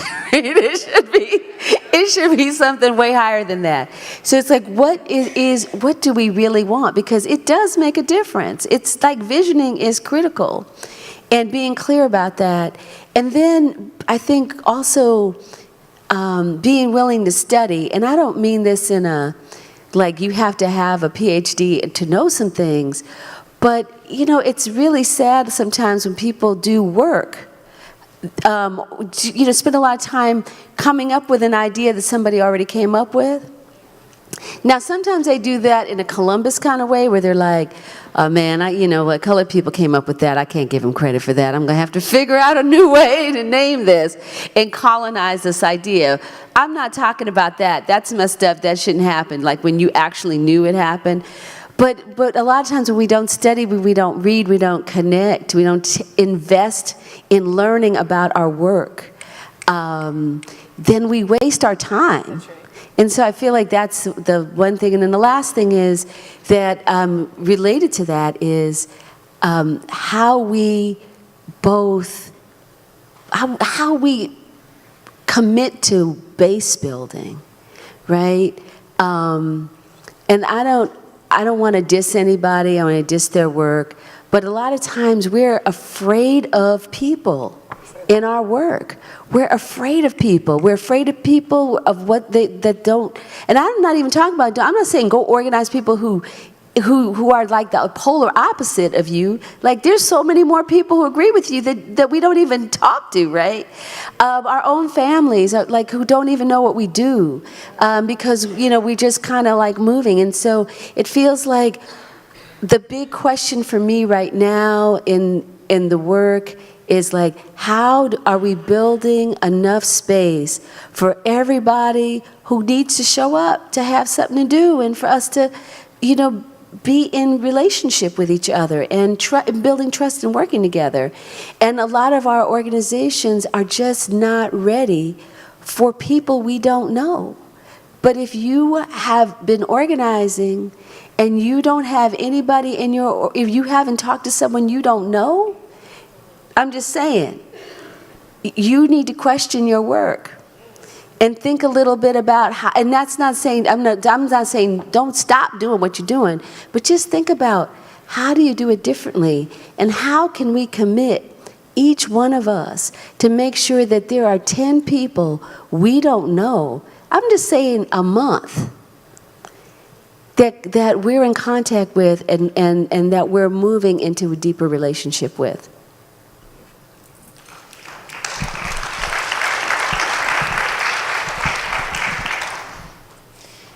So 3 things came to mind.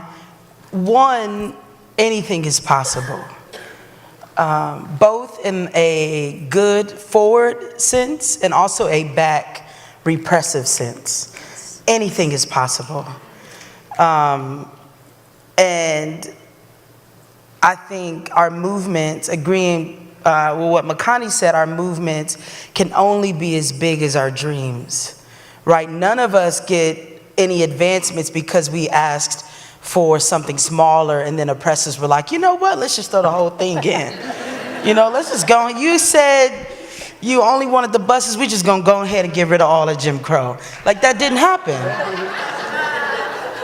So that puts an imperative on us to take seriously this vision question, right? And that be the compass for our strategy. That be the compass for where we're trying to go, right? And our strategies adhere to that.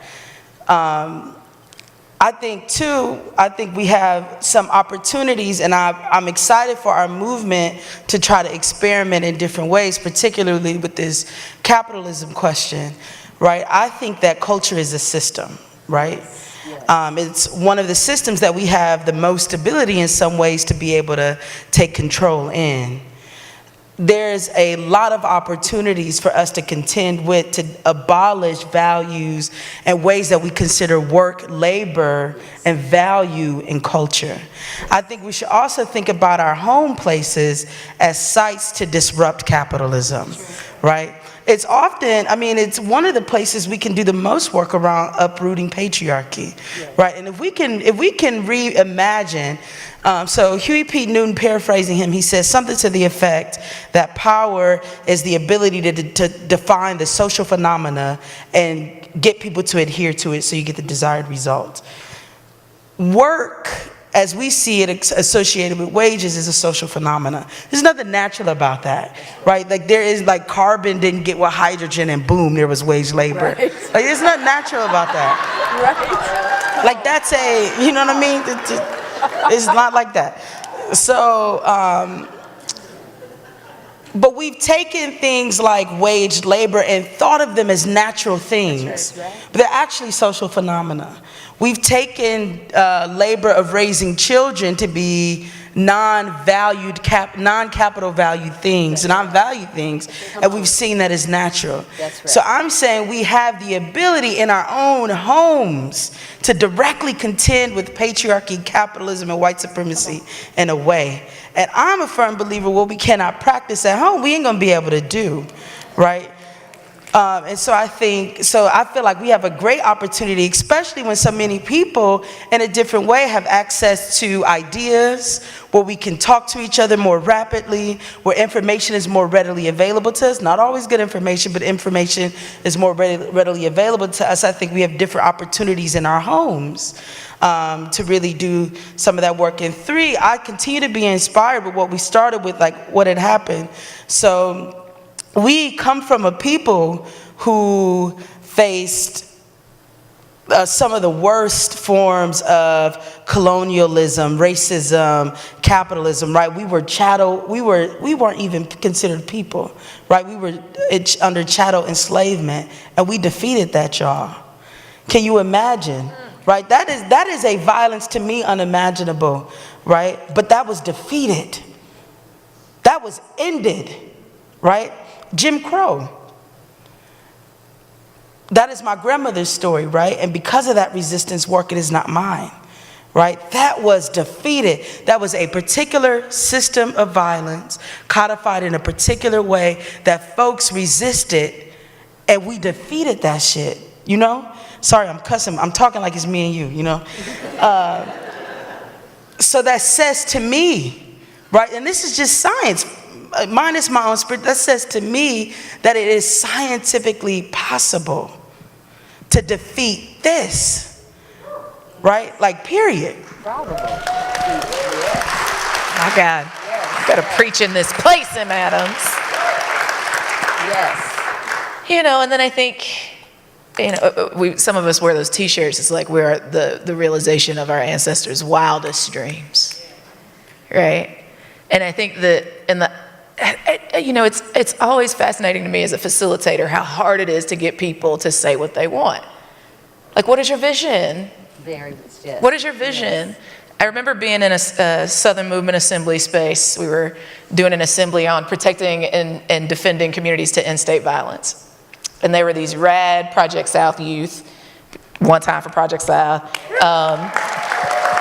who had been fighting to defeat a budget proposal that would have allotted $10 million from Atlanta Public Schools to the Atlanta Police Department to police predominantly black schools in South Atlanta. And they had a 10 Mil for Real campaign. It's dope. You should look it up. And I was like, so tell me what your utopian vision is. And Makani since then checked me because it's not utopian. It's actually totally possible, right? But like, what's your vision?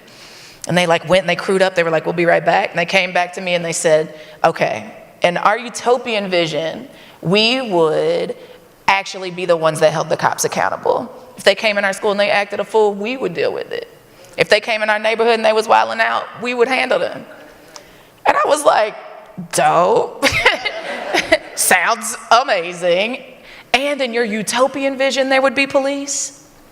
Right, exactly. And they were like, shit. Wait, hold up, Ash, hold up. And then they went back into the corner and they talked for a little bit. They came back and they were like, yo, okay, we got it. In our utopian vision, there would be no police because everybody would have what they need. There'd be no point in creating harm.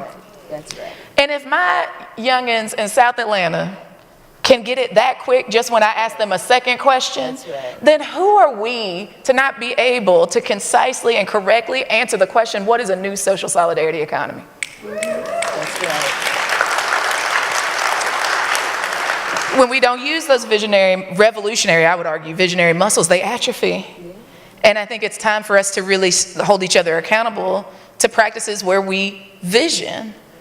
And not vision what we'll concede to, because I agree with you, I don't think that we should just not be reactionary, we have to, if we want to, do harm reduction and live, right?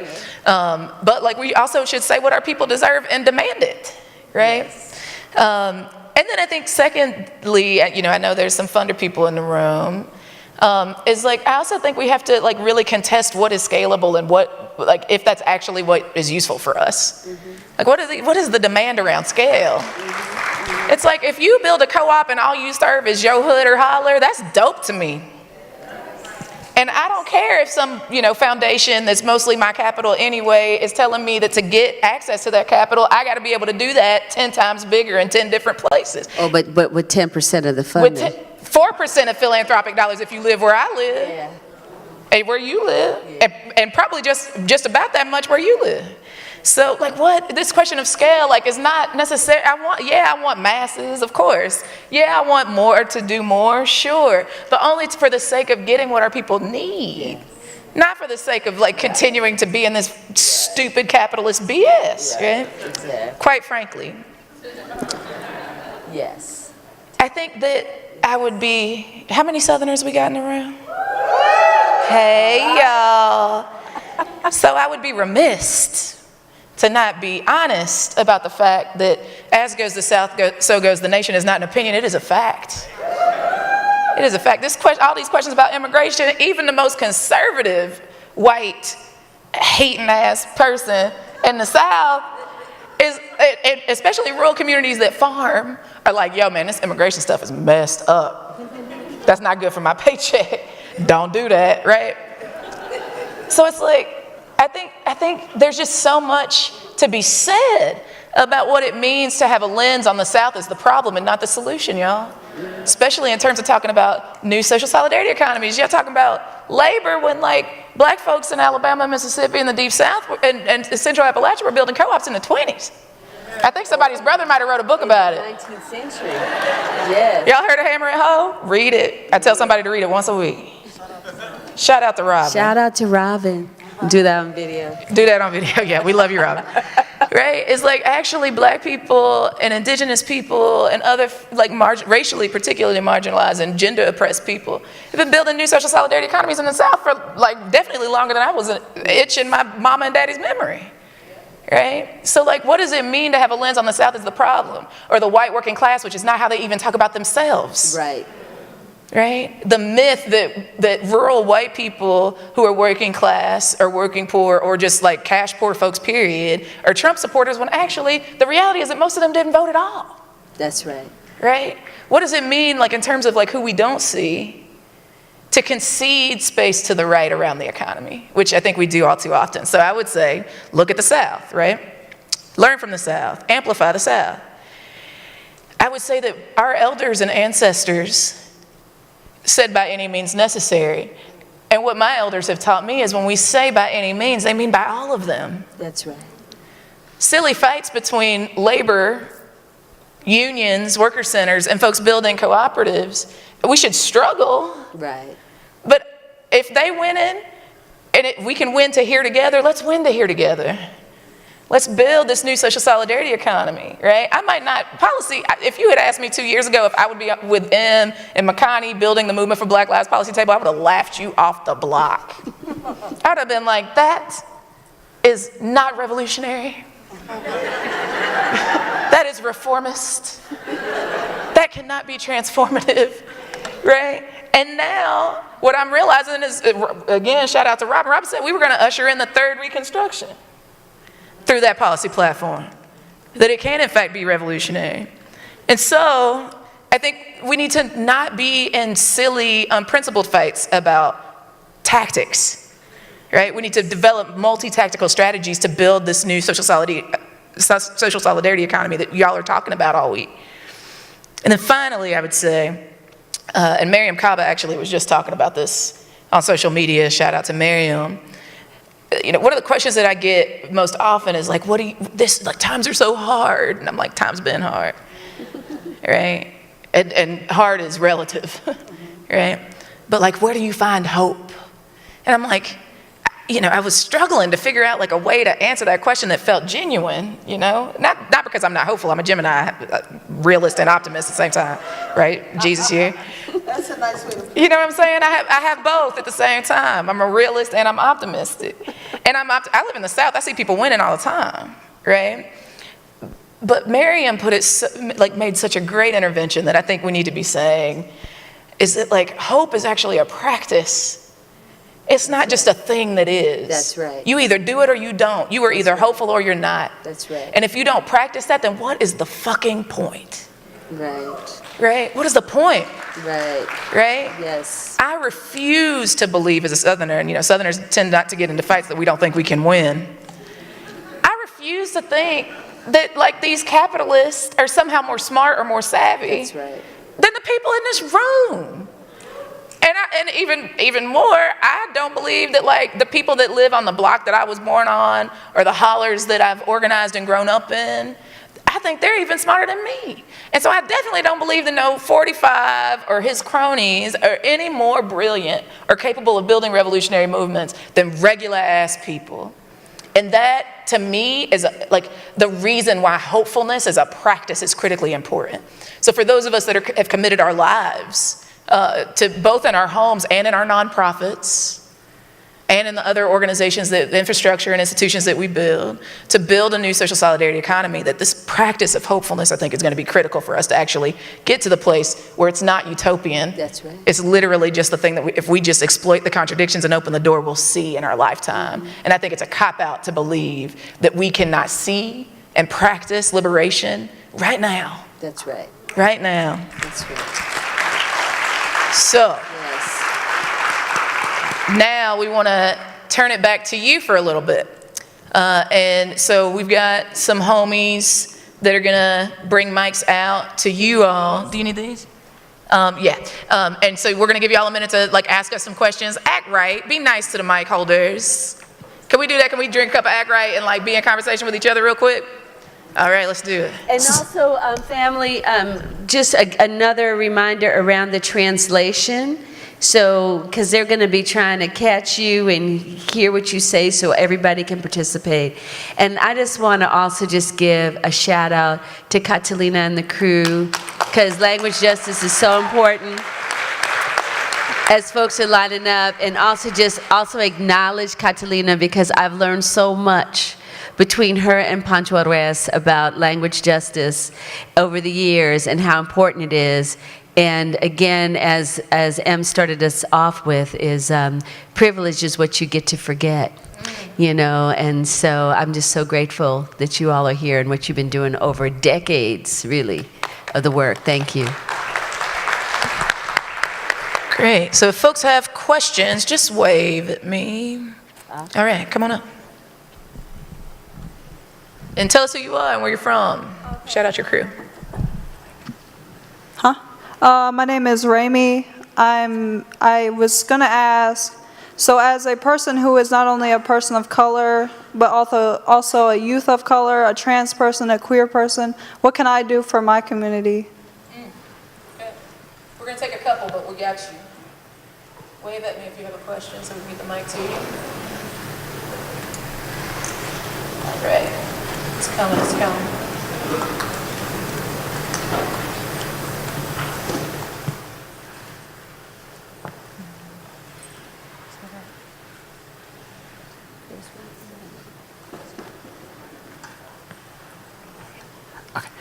Hi, my name is Sophia. I'm from Waterbury, Connecticut. It's not like Fairfield County type Connecticut. Sorry, was I not talking loud enough at first? Better? Great. You were talking about carbon and hydrogen. I saw in the book that you listed yourself as a scientist, and I'm really curious about what you think the role of science and engineering is in these revolutionary movements, because I do think that there's a bit more to it than people have kind of glossed over lately. Y'all are bringing it with these questions. Let's take one more, and then we'll answer those three, and then we'll take some more. There's one right there. got one right there. Right there. Turn, oh, no. What? No. We'll come to you too. Hi, I'm Carol from Puerto Rico. I was asking, how can you make sure that when you practice hope, it doesn't become like a false promise or false promise? Yep, great questions. Okay, so we've got like, how do I show up as like a marginalized person, queer, trans, young person? We got the question about the importance of science in this revolutionary moment. And the question about like how to be hopeful without false promises. Anybody want to kick it off? You got excited about the science question. Oh. Answer all of them. So I am a scientist. I was trained in several different types of science. So I spent a lot of time studying what people called hard science, so physics, biology. I went to college for bacteriology, so I spent a lot of time thinking about the laws and rules of what could be considered the natural world.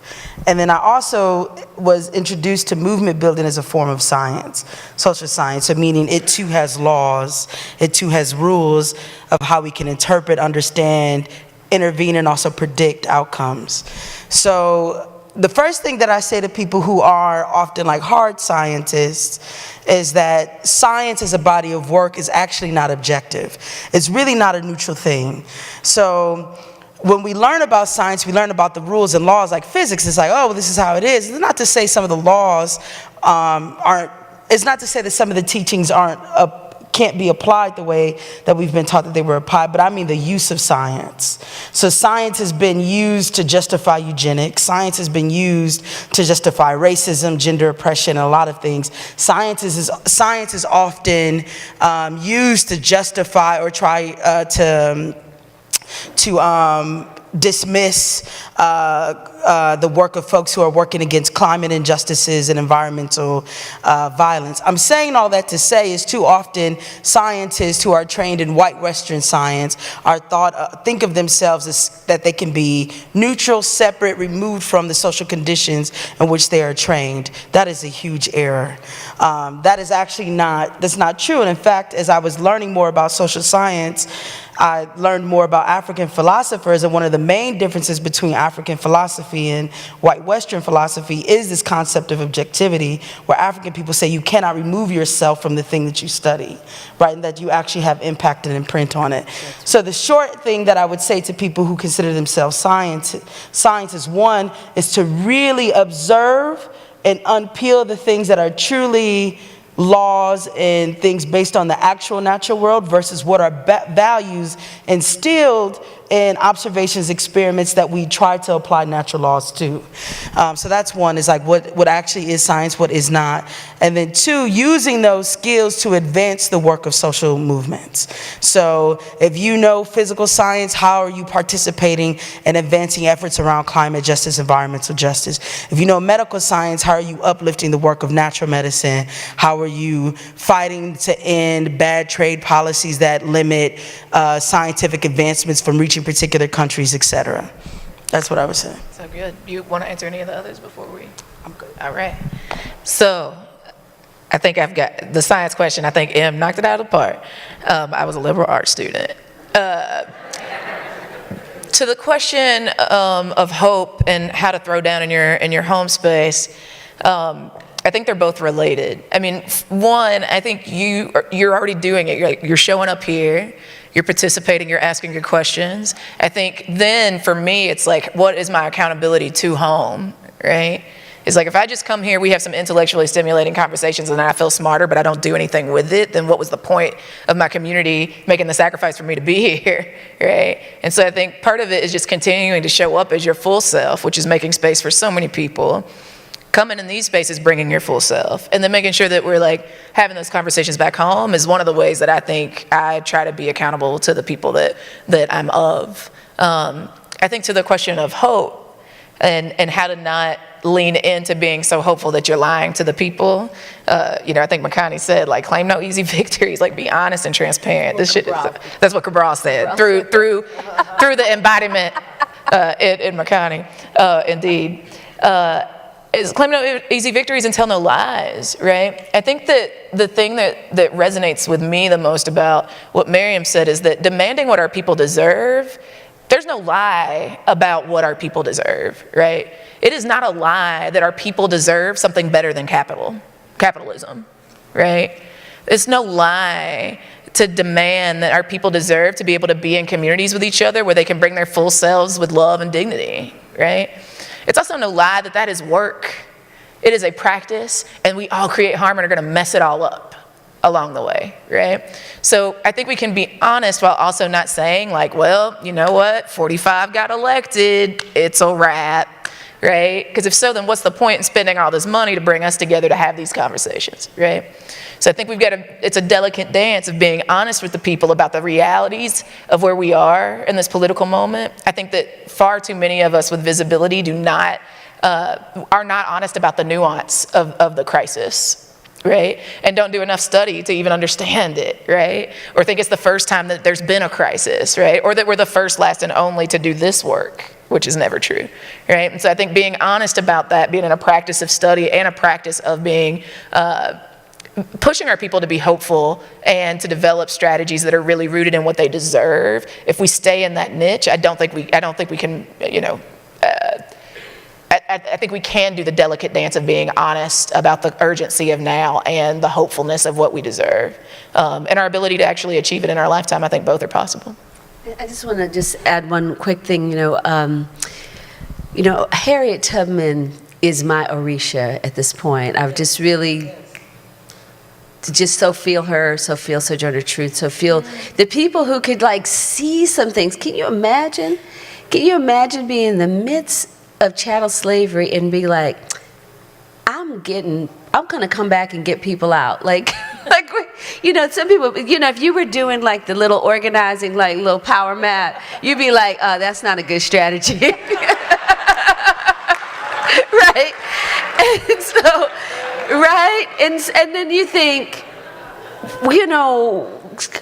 part of what hope is it's not even about what's probable, it's about a kind of a beam, a radar, a something that's like, there is more is possible, right?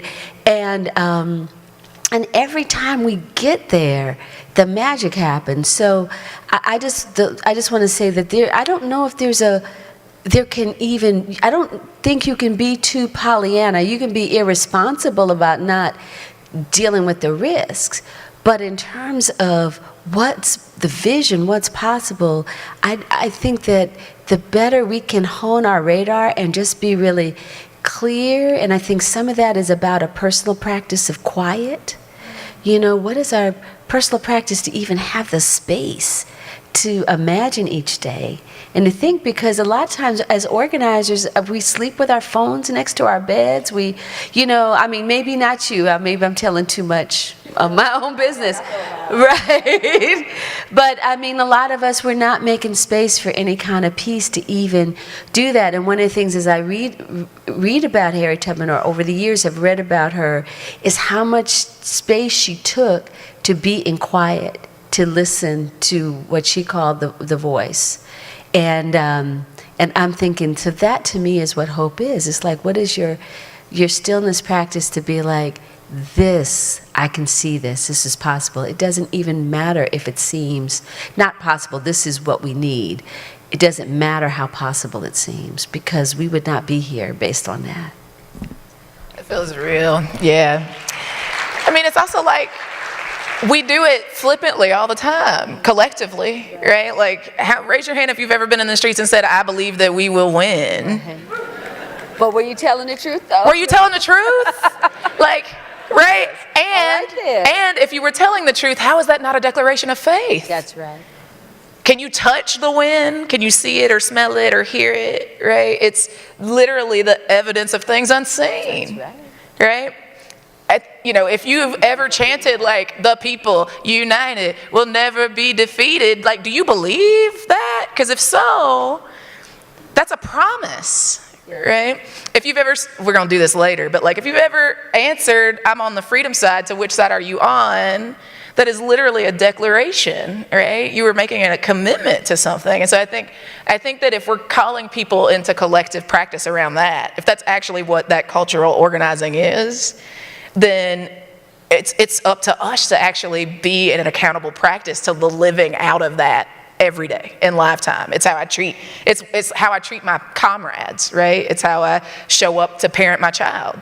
It's how I treat my own body, right? Like all of those things, I think, are declarations of faith that then I have to be held accountable to practice daily. And I think that if we do more of that, building beloved community becomes so much more commonsensical if we're taking that individual time and holding each other to collective practice.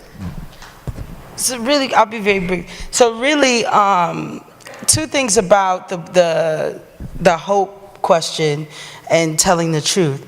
So one, I think for me, people who inspire me most are people who held a vision that I couldn't see. And what commits people, what makes people do and sacrifice to the point that they sacrifice, it ain't because of the pain, it's because of the hope. That's right. Because they don't need to come to your organization to have pain. They can stay home, right? What commits people, what make people endure and give and continue to show up is the hope that they may have for their children to have a different life. It is the hope that they themselves, a parent, or just something that can be different, right? Like that's their own thing. Which brings me to my second thing. We have to believe that our communities are powerful enough to hold the truth. I have made that mistake. I have made the mistake, and I was not conscious when I made the mistake, but I had made the mistake of being paternalistic in my organizing. I had made the mistake of understanding things and thinking that if I said the full story, or if I told the full picture, that people wouldn't be invested the same. I was young, and that was a huge error. And thankfully, my commitment to the work, my relationships that I had built, that even when I messed up, I still had a community to be in and still to organize. And I had the best of intentions, right? I'm saying that to say, as a caretaker, as a father, as a person who had to caretake for my mother who's no longer living, as a person who caretakes in my family, I have really developed caretaking ways of being, which is not always the best thing to do as a political leader. Is because I was doing things to protect members. I was doing things to protect, and these are people who were like coming into us for services. So I wasn't mistreating people, that's not what I'm saying. I wasn't doing that, but what I was not doing was fully inviting people into the understanding that I had that could have given them options that I did not give them because I didn't know, perhaps I wondered if they were not capable. I wondered if I didn't know what they would do. I didn't know if they felt politicized enough to be kept to the vision. But by doing that, I kept them out of being further in the movement, right? And so there's something about believing and trusting that the community that you are in partnership in it, and not this great big figure, bigger than, better than, more capable than, even if it doesn't come from that place, that can be the impact, right? And I really learned that in this trip I went to where I studied with the Abahali movement in South Africa. And the thing that this organization kept saying, and I really got 8 years ago, was like, we do it with people, not for people. And if you're doing it with them, you have to be radically honest. You have to be able to say, I don't know, but I'm going to try. I can't save you if the cops come here. We can practice, we can plan, but you got to know your own risk. And you got to trust that people are in this fight and just as committed as you. Otherwise, it's not really a movement of people. It's a action of leadership. That's right.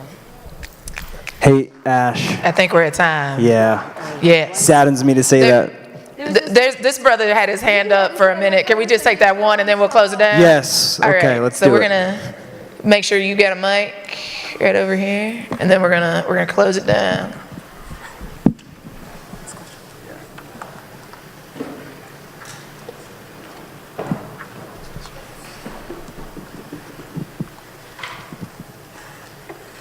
Thank you. We are in a democracy, and I'm glad for it. But our democracy is a one-species democracy. There are many species on the planet, and last 50 years, our numbers have more than doubled, and many species numbers have less than halved, and many have gone extinct. And what is our responsibility as the leading species which is hogging most of the planet to cut down our selfish hogging and make more room for the other species which are going extinct? Thank you for that. Thank you. All right, y'all. Everybody who is willing and able, please rise with us. As I mentioned earlier,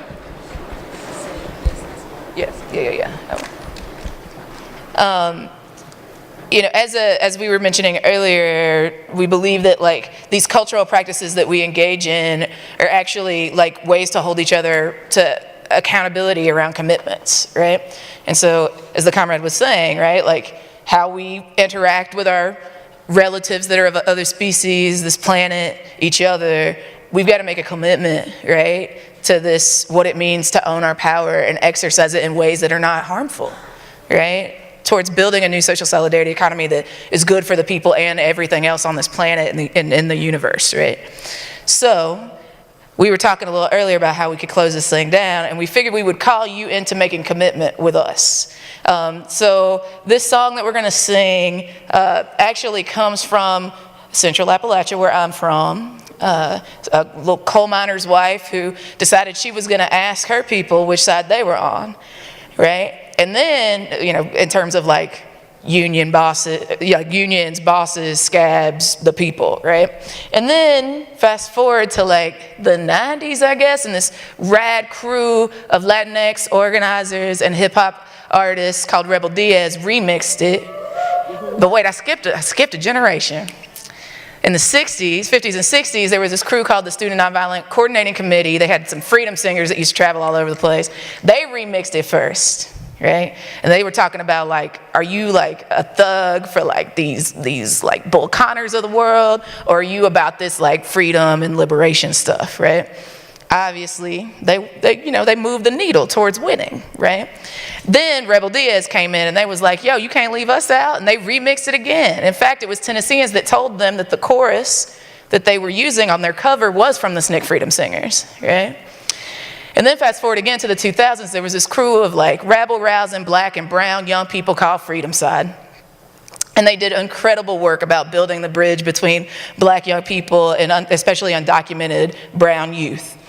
We're gonna sing their version tonight. And it's super easy. We're gonna sing together, which side are you on, my people? Which side are you on? And then the turn-up crew is gonna say, we on the freedom side, right? So if you wanna sing it, you're gonna sing, which side are you on, my people? Which side are you on? The turn-up crew, if you are the turn-up crew, that's where you get lit, right? We on the freedom side, right? We making a declaration, right? We the winners. We the ones that actually gonna bring this freedom in our lifetime, right? So, again, the chorus. If you're singing, sing it with me. Which side are you on, my people? Which side are you on? We on the freedom side. Perfect. Oh, y'all was ready. Yes, I heard you. Well, then the verses is our opportunity to call in the great cloud of witnesses that have been on the freedom side before us now, right? And just pull them into the room with us, right? So I might be like, Makani Themba is a freedom fighter and she taught us how to fight. Say what? And we gonna fight all day and night until we get it right. Got it? So I'm gonna say, M. Adams is a freedom fighter and they taught us how to fight. Say what? And we gon' fight all day and night until we get it right. And then we go into the chorus. Which side are you on, my people? Which side are you on? We on the freedom side. Which side are you on, my people? Which side are you on? We on the freedom side. Okay, you got it? Y'all ready to sing it? Just one chord. Now listen. If I see you singing it and you saying like, you know, I'm on the freedom side and I see you out in these movement streets and you're not on the freedom side, I'm gonna be like, what's good? We was at Commonbound. Right? And if you see us out here wilding, getting out of control, being harmful, you can be like, but I thought you said at Commonbound on the stage that y'all was on the freedom side, right? This about accountability is what we building. Y'all cool with that? Making a commitment tonight? Yeah. Picking a side? All right, let's do this. Which side are you on, my people? Which side are you on? We on the freedom side. Which side are you on, my people? Which side are you on? We on the freedom side. Harriet Tubman was a freedom fighter and she taught us how to fight. And we gon' fight all day and night until we get it right.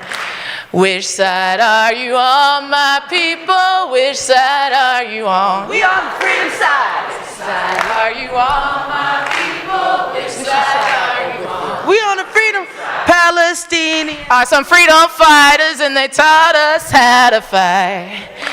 And we gon' fight all day and night until we get it right. Which side are you on, my people? Which side are you on? Which side are you on, my people? Which side are you on?